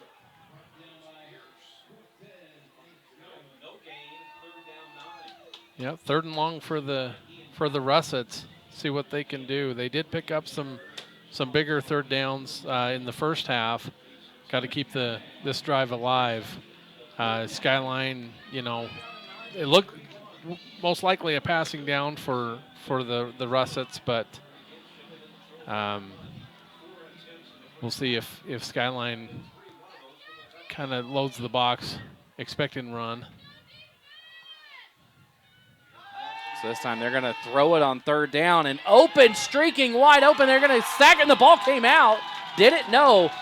But, man, wide open down the field was Alfin. Alfin was wide open, and they just couldn't find him.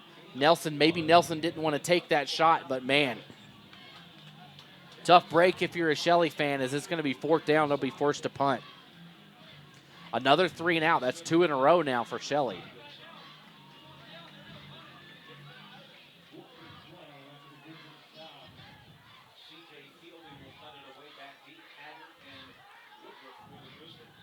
So Skyline is going to take over probably pretty close to midfield as this one gets all the way back down inside the 30. Room to run here across the 40 up to midfield, still on his feet, down to the 44-yard line once again. A good return by Taggart as he took that thing back at the 32-yard line. About a 25-yard return. 8:02 in the third quarter, 14-7. Skyline with the lead here. As again, if you win this, you are the conference champion. Shelley, if they lose, they can do no worse than a tie for second, but there are some scenarios that are going to cause some major mess-ups. As a run right side by Silveria. We'll take a look again at the standings after this drive. Pull them up here on the screen and discuss what's going on around the state and how that might, or around the other two games. Again, last time we checked, a 10-point lead for Idaho Falls over Hillcrest, and Bonneville trails Blackfoot. So if Bonneville loses and Idaho Falls wins, we know that Bonneville ends up last. That's what we know. And then after that, we could see a host of teams with 2 wins and a couple of teams with 3 wins. So second down, 2 yards to go here for Skyline. Taggart gets stuffed in the backfield.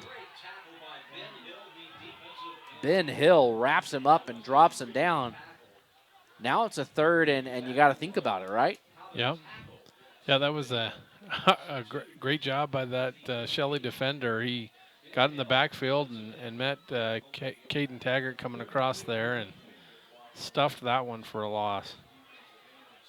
At the half, Highland leads Thunder Ridge 30-6. That one was 6-2. 6-2, yeah. Early Thunder Ridge had the lead, but now all Hillcrest. So Hillcrest looks to be running away with the division for up in 5A, and Sadiq takes it on a sweep, and he's up close to the 30. He'll have a first down at the 31. 6:30 to go here in the third quarter as Skyline on top of Shelley, 14-7.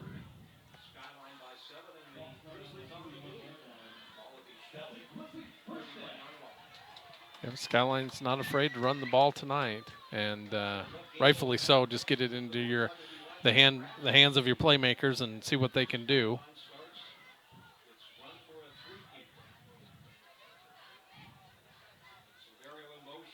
So this one, a run up the middle by Silverio, and he's still on his feet. He's across the 20, down to it, maybe down to the 19. That'll be another first down for Skyline as they continue to move the chains here.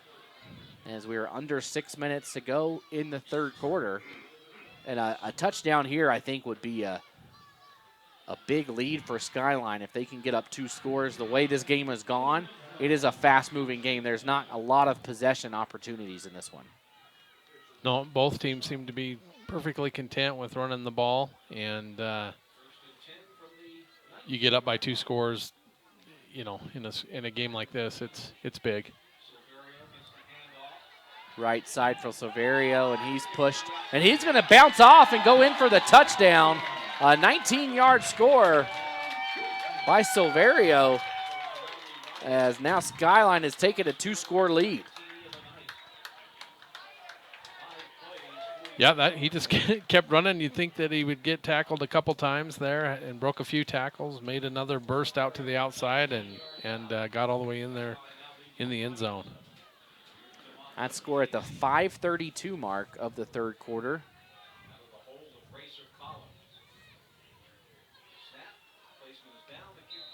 There's the kick. It looks good. It is good.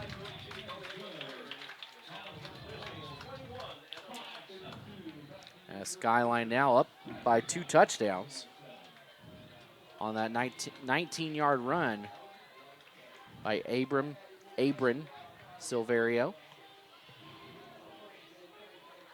2-scored lead now here for Skyline is the way this game has gone. A big lead as possessions are at a premium. As Shelley started with the ball to open this second half. And they're going to get it back with only about 5.5 minutes left. So, I mean, they're averaging about a possession, maybe 2 per quarter if they're lucky, and that's it. So if you look at it from Shelley's point of view, you might have 3 possessions left in this game. Even at this point, I know there's a whole quarter and a half left, but the way it's gone, you got to look at it from that perspective and say, man, I might only have 3 cracks at this thing left in my arsenal as both teams are just grinding it on the ground. So Skyline will boot it away.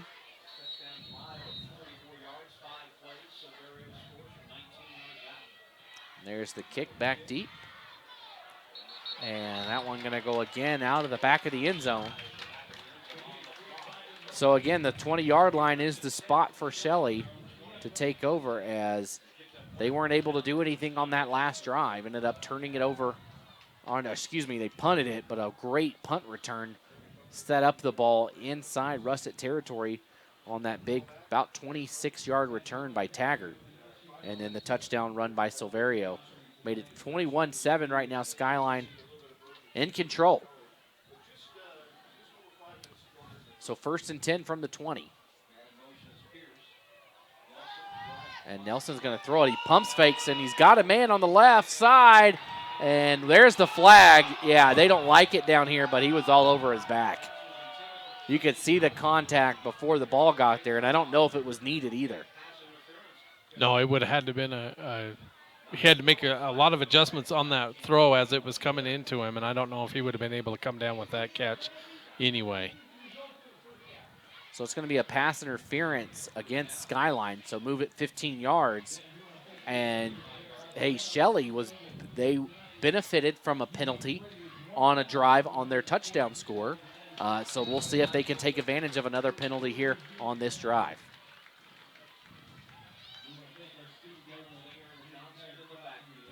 This time another throw looking to come from Shelley, and this one is going to be short. And is it caught and intercepted? It is. No, incomplete. They're going to say it hit the ground. Oh, man, I thought Galbraith had it. Well, I'm not field level, so I can't see that ball hitting the ground or not, but, man, it was close. He was pretty convinced he had it, and so this side of the stadium thought he had it too. So, and that one, initially when when it was thrown by Nelson, I thought, man, that's going to be short. And if it is, if you think, oh, not a great throw being short. And if it wasn't short, it's probably picked off very cleanly as Galbraith jumped the route. So a run up the middle there, picks up about 5. That's one where initially I thought, not a good pass because it's low. But then in retrospect, you think, that was a good pass because it was low. Because Galbraith, he had the move. He jumped that route.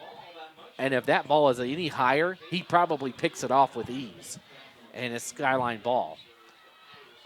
It's going to be 3rd and 5 here. Big play for Shelley.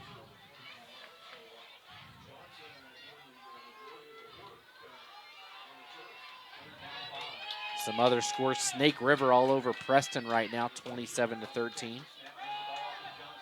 And a run, and the first down is going to be picked up by Johnson. He's out across to midfield right now. A big 10-yard run by Johnson on 4th down. Yeah, that was a nice run up the middle, ran with power. He was breaking tackles and going to need more than one man to bring him down. And 10 yards later, they do bring him down, but picked up a big first down for Shelley.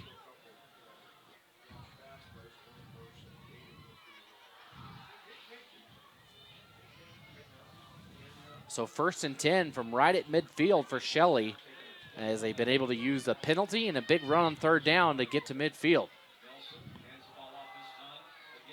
This drive looking a little bit better as Johnson, he gets about 8 yards on first down. So this is where Shelley wants to be. They want to be ahead of the chain. They want to be ahead of the count, right? They want to be in 2nd down and 3s, 2nd down and 4s like this, rather than a 2nd and 8, 2nd and 10 like they've had, because they want to keep it on the ground.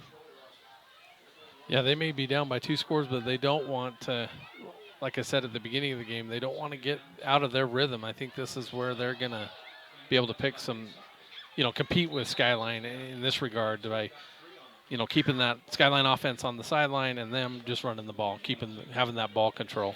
And Klinger, I thought maybe he'd bounce that one outside. He ducks back inside, and he's across the 40 down to the 39 for a first down for Shelley. As the best drive of the night for the Russets outside of their touchdown drive at the late in the first quarter that capped off that first play of the second. And this run up the middle again by Johnson, and Johnson's out across the 30, and he's got a first down. This drive is moving now. 3 minutes to go here in the third quarter. He has done a great job just getting in the gaps where they are and following his blockers, and a first down inside the 30, and Shelley is in business.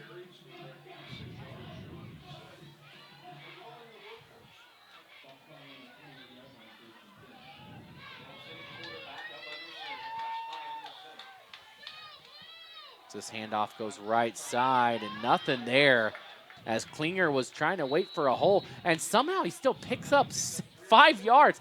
I thought he had lost a yard on that play, but he's down to the 24-yard line. Well, I stand corrected, Lynn. I didn't think that pile was moving forward, but I guess it was. Yeah, he kept his legs churning there, and that offensive line still getting a little bit of push there, I guess, because he was able to fall forward and get inside the 25-yard line there. So 2 minutes to go here in the quarter. As this handoff up the middle, and another first down for the Russets as they are in their groove right now. Another first down picked up by Johnson as Johnson gets down to the 15-yard line. Yeah, picking up big yards on those runs right up the middle, quick hitters right up the middle, and just going off of what I'd seen before, that this was going to be kind of a chance for Shelley to expose this defense in the middle, and with that big offensive line, could be troubles for Skyline. So they bring a man in motion and still go up the middle, and once again another 5 yards as they're down to the 10-yard line. As they continue to plow it through, Caden Johnson, he has been the recipe on this drive. Wash, rinse, repeat, hand off to Johnson up the middle.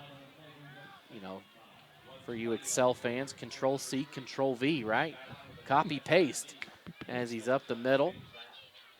And Shelley now inside the red zone down to the 10 as this drive taking up a lot of time. We're at the 1 minute mark here of the third quarter. Again, I mentioned it, don't know, maybe only 3 possessions left, and that's how this is shaping up. As Johnson goes up the middle and still on his feet, finally down. Yeah, down to the 2-yard line. Just keep pounding that ball right down the middle. As it'll be first and goal now at the about 3-yard line. So 4 chances to get 3 yards for Shelley and cut it to a 1-score game as we've got 50 seconds to go here. Little urgency. I think they'd like to score before the end of the quarter. And they punch it in. Did they get in? No signal yet. Coming in, they're marking him short. It's going to be second down right at the 1-inch line, roughly. Be interesting to see if they do try to hurry up a little bit. There's 23 seconds left in the quarter. See if they get this off before the end of the quarter, if they're content moving it to the 4th. I would think they would want to use the opportunity because how many possessions are going to be in this game? Not many. Sure. But they're going to let it run. So they're going to let it go down, and that'll do it for the third quarter here from Skyline, or from Graveston, I should say, as Skyline leads it 21-7. Let's thank Cox's Honey. They've been serving Southeast Idaho for almost 100 years. Their honey is 100% honey, no additives, preservatives, or artificial flavors. At Cox's, they take pride in using the high-touch and personal processes that have been in place since the beginning. Be sure to visit their brand new Cox's Honey store right off the main highway in Shelley. Cox's Honey, real, raw, and honest since 1927. Proud to support local student athletes. Alta Insurance, they're a locally owned insurance agency with locations both in Idaho Falls and in Twin Falls. Alta's mission is to help their community by providing policies personalized to each consumer's needs. The community they work and live in is their #1 priority. As such, they offer a wide range of insurance products and companies able to take care of their community's assets. Alta Insurance has recently merged with Archibald Levitt Insurance in Rexburg. The same great names with the same great service together. All right, let's get this fourth quarter started here as we are 12 minutes away, possibly more, depending on how it shakes out from determining a district champion. As Shelley going to have a chance to punch this one in from half a yard out. There's the snap. They'll hand it off right side, and walking into the end zone is Klinger for his second touchdown of the day as Shelley cuts it to a one-score game. Yeah, he would have picked up another 5-10 yards on that on that run too, but right up the middle, was able to get it across the goal line. Going for the extra point here to cut it to a 7-point lead for the Skyline Grizzlies. So almost a identical type drive. And the kick is good. As they punch it in right on that first play of the quarter.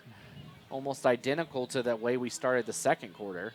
But that one was to tie it up. This time it's to cut it to one score. So 21-14, I should say. Skyline leads Shelley. Here we've got 11:55 to go in this one.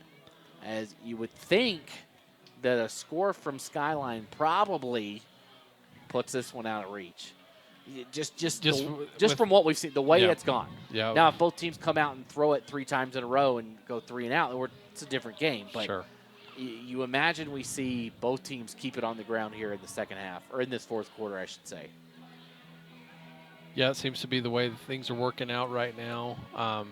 And I don't know how many, I can't remember how many punts we've seen, or if any. I mean, we've had 1 or 2 from Shelley for sure. Yeah, I think we had 1 from Skyline, maybe. But anyway, defenses aren't really stopping them. You know, it's other maybe a turnover or penalties or things like that. But we're not getting a lot of, defensive stops here. So you would kind of think that, you don't have a lot of possessions left in this game. But then again, it's high school football. It can happen. Drop back, throw the ball 3 times, and they've turned it over. So. And that kick is going to go out of the back of the end zone. Let's real quick, let's take a look here at the conference standings again. Skyline and Shelley both 3-1. The winner will be 4-1 and win the conference championship. The loser will be 3-2, and from there it will depend. Now, Shelley, they would love to see Idaho Falls upset Hillcrest. Yes, because then they, no matter what, would wrap up that second spot. Because right now, Shelley's only loss is to Hillcrest. And so no matter what, and right now, Idaho Falls does lead that one 18-8. And that would be the easiest way. And that would almost assuredly put Idaho Falls in, as that run goes for about 8 yards on first down. So again, right now, from what we're seeing, Idaho Falls leads that one. We'll take one more check of that score here for you. Idaho Falls leads Hillcrest 18-8 right now. So if Idaho Falls wins that game, no matter what, these teams are 1-2, and that'll. There's nothing else that can change, because even if Blackfoot wins, they'll be tied for second, but the tiebreaker would go to Shelley since they defeated Blackfoot. And a good block there, and I thought we might see a hold in the backfield, but it didn't come. But that run by Silverio is good enough for a first down. So one more time, let's just take a quick look while we're between plays here. Again, Blackfoot, their 2 losses are to the 2 teams above them, right? Skyline and Shelley. Hillcrest has lost to Skyline, but their other loss, I believe, was to I'll have to look at it. But Hillcrest beat Shelley, and so that's the main one. If Hillcrest loses, then Shelley gets that second spot no matter what. So this run left side by Silverio, and he's across the 50 down to the 48 for a first down for Skyline. Kind of like we talked about, they're content with running the ball, them being Skyline, and running that sweep to the outside there. Silverio was able to pick up a first down. It's going to come down to a defensive stop for Shelley to be able to get this ball back and make, try to get the game tied and go from there.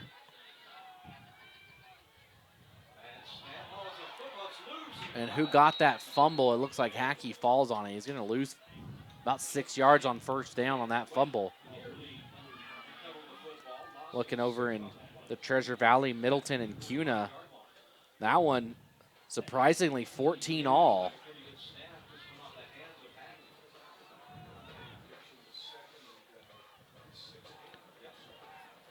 That's the second bad snap that Skyline's had. Second down and long now. Second down and 16. See what they do. See if they keep with the run. Keep the clock running. It is running right now, just a little under 10 minutes to go. As this run goes to the right and gets back to the original line of scrimmage.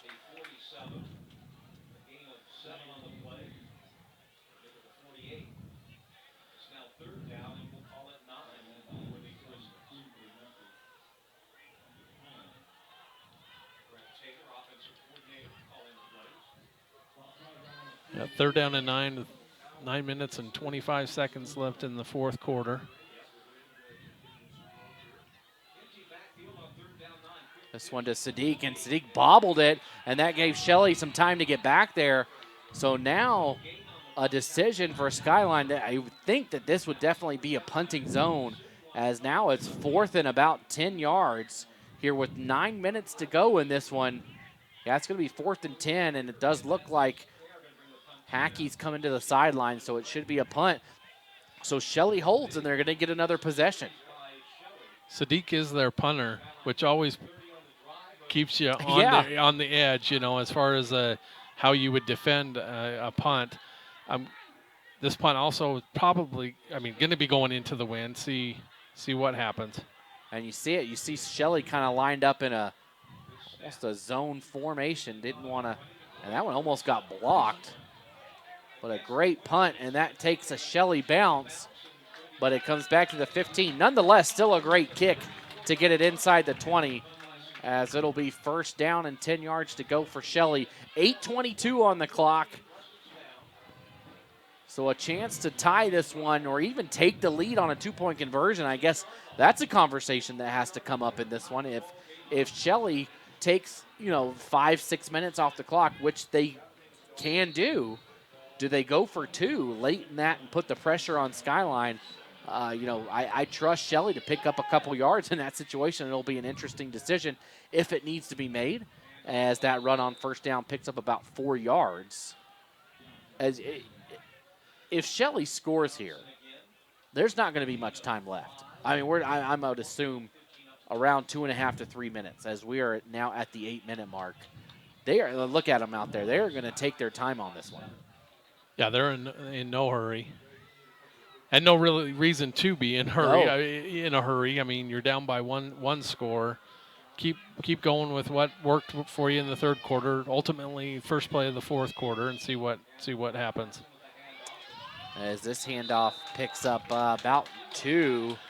So now it's 3rd and a long 3, as we're now at the 7:30 mark of the fourth quarter. Skyline up 21-14.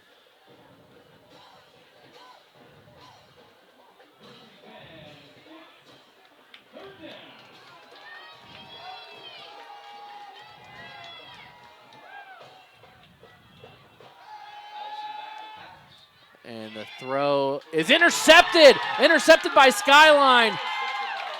And man, what a decision to throw the ball there. And I don't know if that was the right choice. Clearly it wasn't, as it was intercepted. And bad news for Shelley, as it looks like Nelson is down over there after that throw. Kind of just threw it away. He was trying to get rid of it. And man, you don't want to throw an interception there. Throw that one out of bounds. Much better to take. And it's like Shelley is not happy with it. They thought maybe there was some contact on that play. Either way, it's going to be first down at the 20 for Skyline. A big interception by the Grizzlies. Yeah, the defense stepped up for the Grizzlies on that one. Kind of, you know, when you do throw an interception or something like that, you do kind of second guess. But, well. And they fumbled on the exchange. So 2 drives in a row. That's what buried the last possession for Skyline. Yeah.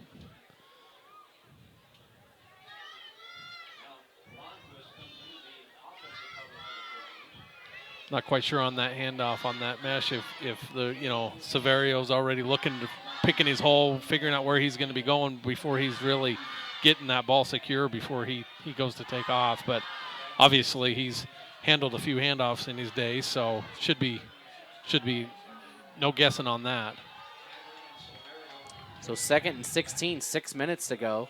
And this run right side, Silverio gets half of that loss back, but only up to about the 27. But this, I believe, is this field goal range for Skyline? Probably the outer fringes of it, I would think so, but then again, that pesky breeze we still have, it's blowing in the face of Skyline right now. So 3rd and 13, 5:50 on the clock, a big third down. This one will be handed off right side, and Shelley stops it. Good stop by number 23 for the Roughs. That's number 25, Ben Hill. Yeah, this is I don't know. They're putting the kicker out there, but I think he's got the leg to do it. But in this wind, I think it kind of is a gamble. So let's see if maybe they let this clock run down and call a timeout. No, here comes Hackey. Hackey back out. You know what? It wouldn't be the worst thing to not score. I mean, it's still a long way for Shelley to go on this. So here we go, 4th down. They scored on a 4th down in a similar spot, and a whistle and a flag and a false start. So this definitely makes you go for it on 4th down in that no man's land. You don't want to punt here, as really it's not going to do that much if you boot it down here, unless you're able to get it inside the 10. But even then, I mean, they're only giving up about 15 yards. So here we go, 4:55 and counting. I don't know. I think if you are Skyline, you go with your senior class here, it's senior night, and you just say, hey, you know what? We've been here before. We can go for it. Go try to pick up a first down right now. Hackey's going to throw deep across the middle, looking for Sadiq, and knocked away at the last second. Oh, my goodness. C.J. Fielding, what a play. He swatted that one out of the hands of Sadiq. That was a touchdown. It was a perfect play design, perfect pass to Sadiq, and he had it in his hands. And C.J. Fielding with what might be the play of the game on defense right now for Shelley as he knocks it out of his hands at the goal line.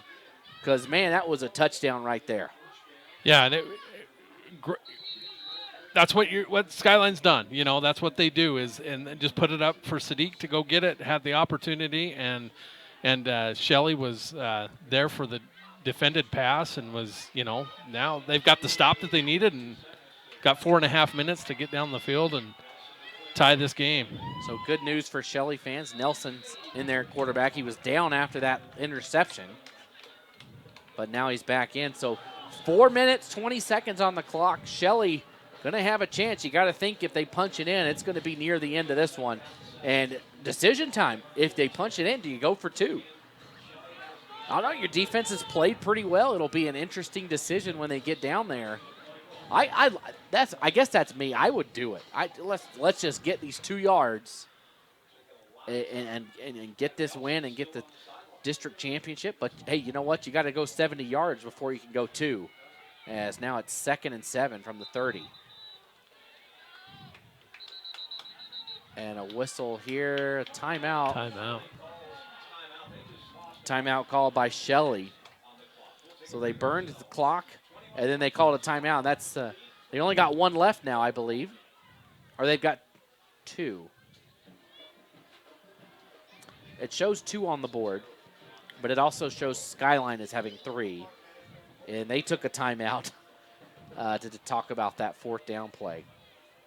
So again, let's take another quick look at some scores around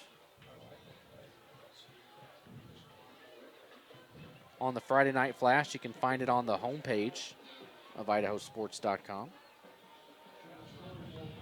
Again, we were looking at that. So Idaho Falls still leads Hillcrest right now, 18-8. Burley over Canyon Ridge, 54-30. Blackfoot leads Bonneville, 12-0. Pocatello all over Century right now, 31-0. Emmett over Ridgeview, 29-10. And Bishop Kelly is pulled away from Skyview, 42-14. Minico leads Twin Falls 17-7. So Minico, if they can hold that, will win District 4. So Shelley going to throw this one. He's coming back the other way, and nobody was there, and now he's going to chuck it deep, and that one almost intercepted. There's a lot going on there. That's one that Nelson probably could have kept on his feet. He had a lot of room, but he had a play design. He was looking for Alphen and waiting for him, and Alphen finally got a little bit of space. There's a lot of contact down there, though. There was a lot of contact. And you saw Skyline saying, hey, he tripped him. But, you know, he got pushed a little bit when he tripped him. So. Sure. No, but that play was designed to run to the right and then come back to the left. And the quarterback was able to extend that play a little bit and get him down the field, his wide receiver down the field, or the receiver down the field. I think it was one of the running backs. And this run, Johnson, I believe he's got the 1st down. He does. He's got it by about a yard. 3:30 to go here from Rapston. That was 3rd and 7, and he gets it done on the ground as they have just plowed away, sticking to their guts and running it. Yeah, I think that they need to continue to stick to that. And, you know, I know that they got to try to keep Skyline guessing a little bit, make them work on it, but there they do stop the run for a loss. Yeah, they tried to go outside on the left to Klinger, and Klinger loses about 4 yards, all the way back to the 39, as we're at the 3-minute mark. 3 minutes to go here.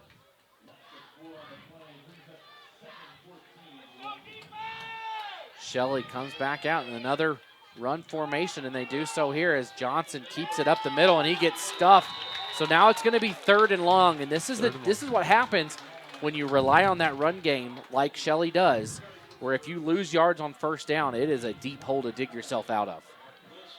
Yeah, it's you got to stay ahead of the chains. You know, when you're running the ball like they had been, you know, when they're picking up 5-6 yards, obviously that everything works out really good, and you're ahead of the chains. But the minute you have a play that either an incomplete pass that gets you, you know, 2nd and long, and then lose yardage, 3rd and long, and here. So here we go, 3rd down, 3rd and about 13. Nelson's going to throw it. He throws up the fade, and that one just way overthrown. So it'll be 4th down, and this is, you got to go for it in this situation as the clock is under 2 minutes, 1:59. 119 seconds left in this one, as a stop right here for Skyline will give them the district championship and more than likely the number 2 seed at the state tournament. And again, who they will play will be the 15 seed. Don't know who that will be yet. A lot of movement left to be done on those brackets as the Max Preps rankings are going to play a factor. in those seatings. So here we go, 4th down for the Russets. Nelson looking to throw across the middle, and that one nobody there, incomplete. And Skyline holds. And if they can pick up 1 first down, this will be all she wrote. Couple of timeouts left for Shelley. That's why I say that, if they can pick up a first down, it's all done. Yeah, Skyline needed a defensive stop on that one and got it. But Shelley had put themselves in quite a predicament, not being able to, because even on when it was going to be a pass play, they're in a run offense. The formation that they've got nobody spread out to spread that field. Skyline still has, 9 players within that first down marker, right? And then try to pass it on them. So 1:54 on the clock, and I'm sure Hackey will just hand this one off, and he does right side to Silverio. Silverio's across the 30 down to about the 25, and that'll be a first down. And that's not where you want the first down. Might be a little bit short. And that would be the best case scenario for Skyline, but it is a first down. Oh, no, it's not. Just short of a first down, which perfect scenario. Keeps the clock running. Yeah, if you're Skyline, that's what you wanted, right? That you get one more play to get half a yard and that first down, and that should. As we're at 1:10 to go here in the game.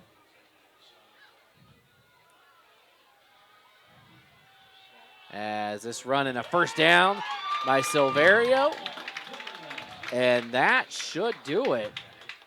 As we do have an injured player, which would keep things interesting, actually, because the clock's now going to stop with 1:01 on the clock. So a player down for Skyline. So 2 timeout. They've got 2 on the board, but I thought they took 2 timeouts. So I just not 100% sure on the timeout situation, just because they only have 3 on the board for Skyline, and they definitely only have 2. So as the injured Grizzly is number 60.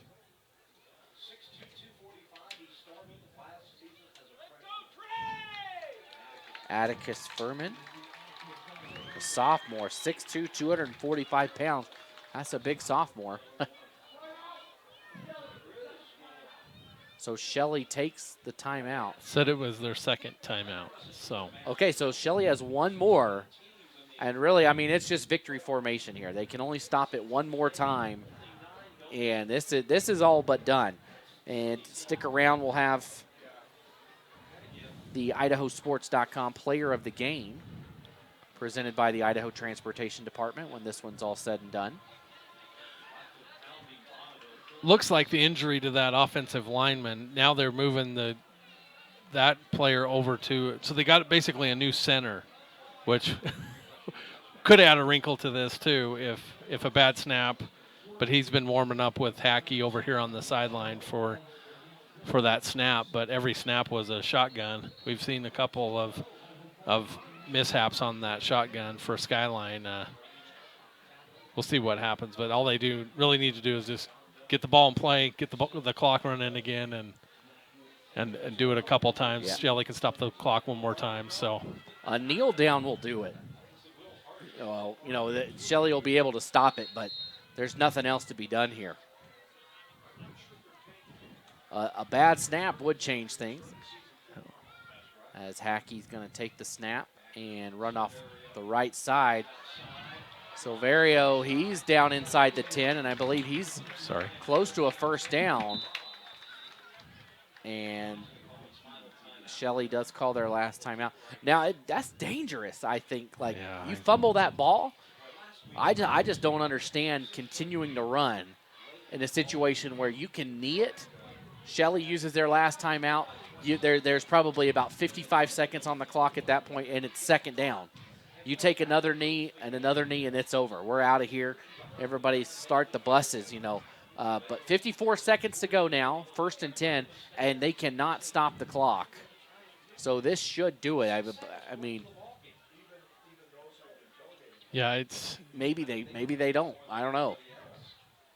Maybe they need to get somebody a touchdown for a record, or I don't know. We'll see what happens. But the smart thing to do, I mean, we saw a couple years ago, Coeur d'Alene played Madison up at Madison. I think it was the inaugural game. Man, I can't get that word out. Game up there at the new stadium. And Coeur d'Alene fumbled on a knee down.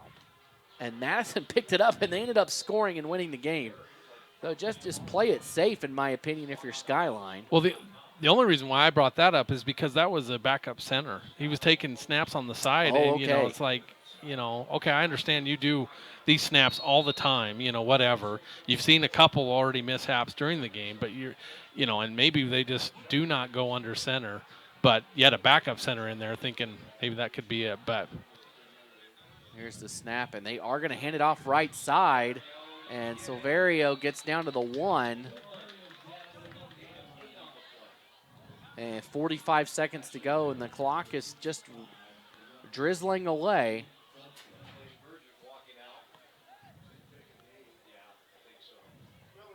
Yeah, it just seriously is confusing why you continue to do that. If you fumble the ball, Shelley picks it up. I know there's not a lot of time left, but you just do not want the worst to happen. And Hackey looks like he's going to take a knee here on this one. And there it is, and that'll do it.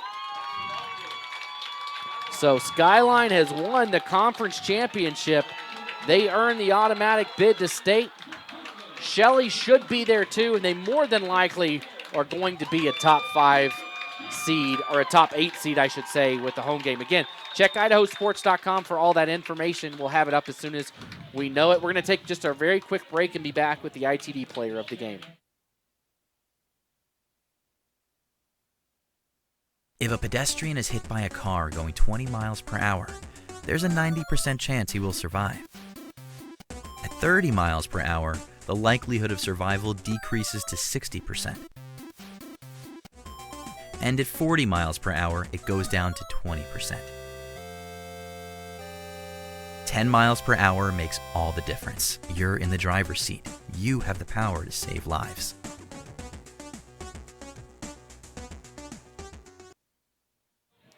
Welcome back. All that's left to do again is award our ITD player of the game.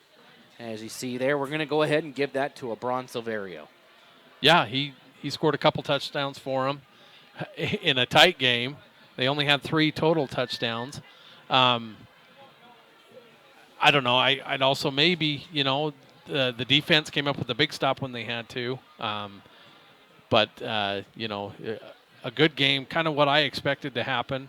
Not necessarily the outcome. I mean, Skyline, I think, on paper looks like the better team, but I also thought that this would play out this way, that Shelley is a running team. They wanted to take the air out of the ball, kind of to say that keep that Skyline high-powered Skyline offense, which has struggled down. This is something that Skyline's got to address going into the playoffs.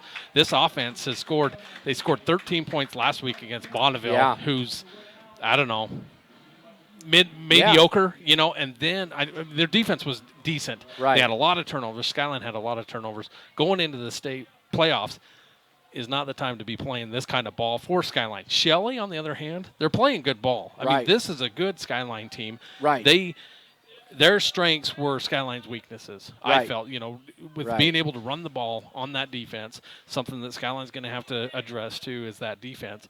But then Shelley is just kind of built to run the ball, going to grind it out with you, and they can beat some teams. So going into the playoffs, they're going to be successful in the playoffs. Yes. They are going to get some teams that are banged up, and they're going to run it down their throat.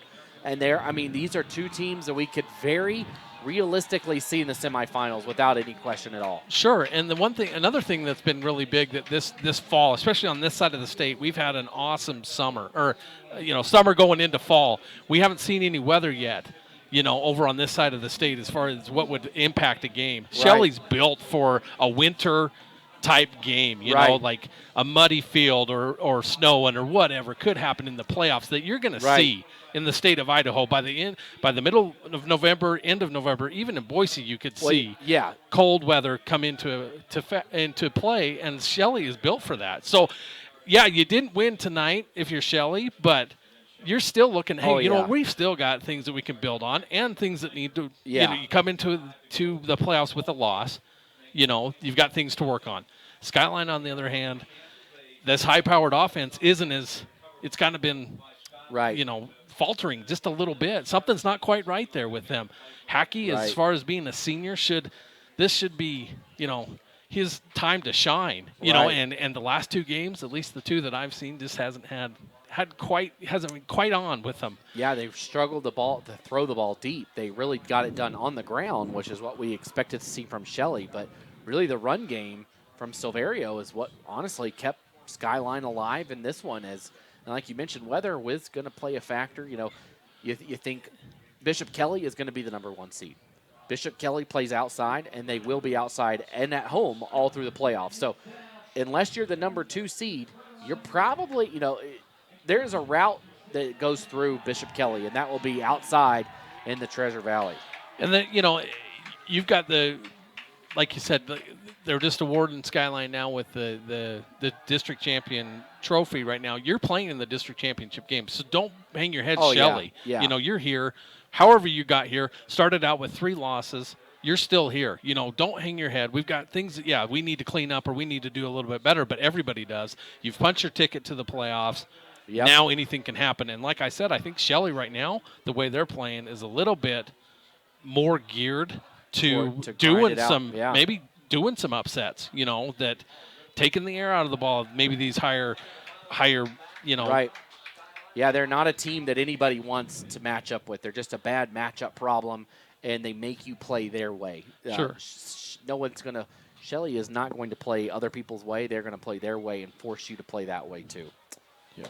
So that'll do it here. This has been an IdahoSports.com GameStreams production of East Idaho Game Night, presented by Teton Auto Group, Ermac Pediatrics, and D.L. Evans Bank. Also brought to you in part by our major advertising partners, Project Filter, Valleywide Cooperative, the Idaho Department of Health and Welfare, and your local Toyota dealers.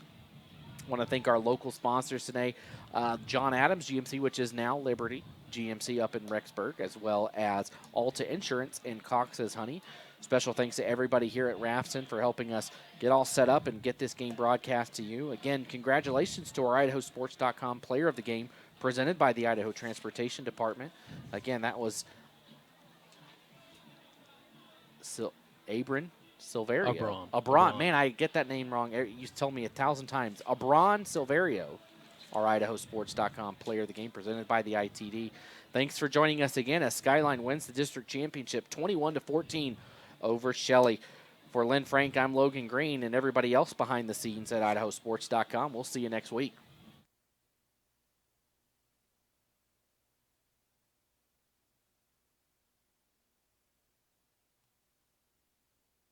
This has been a presentation of IdahoSports.com GameStreams. This broadcast is copyrighted to Idaho.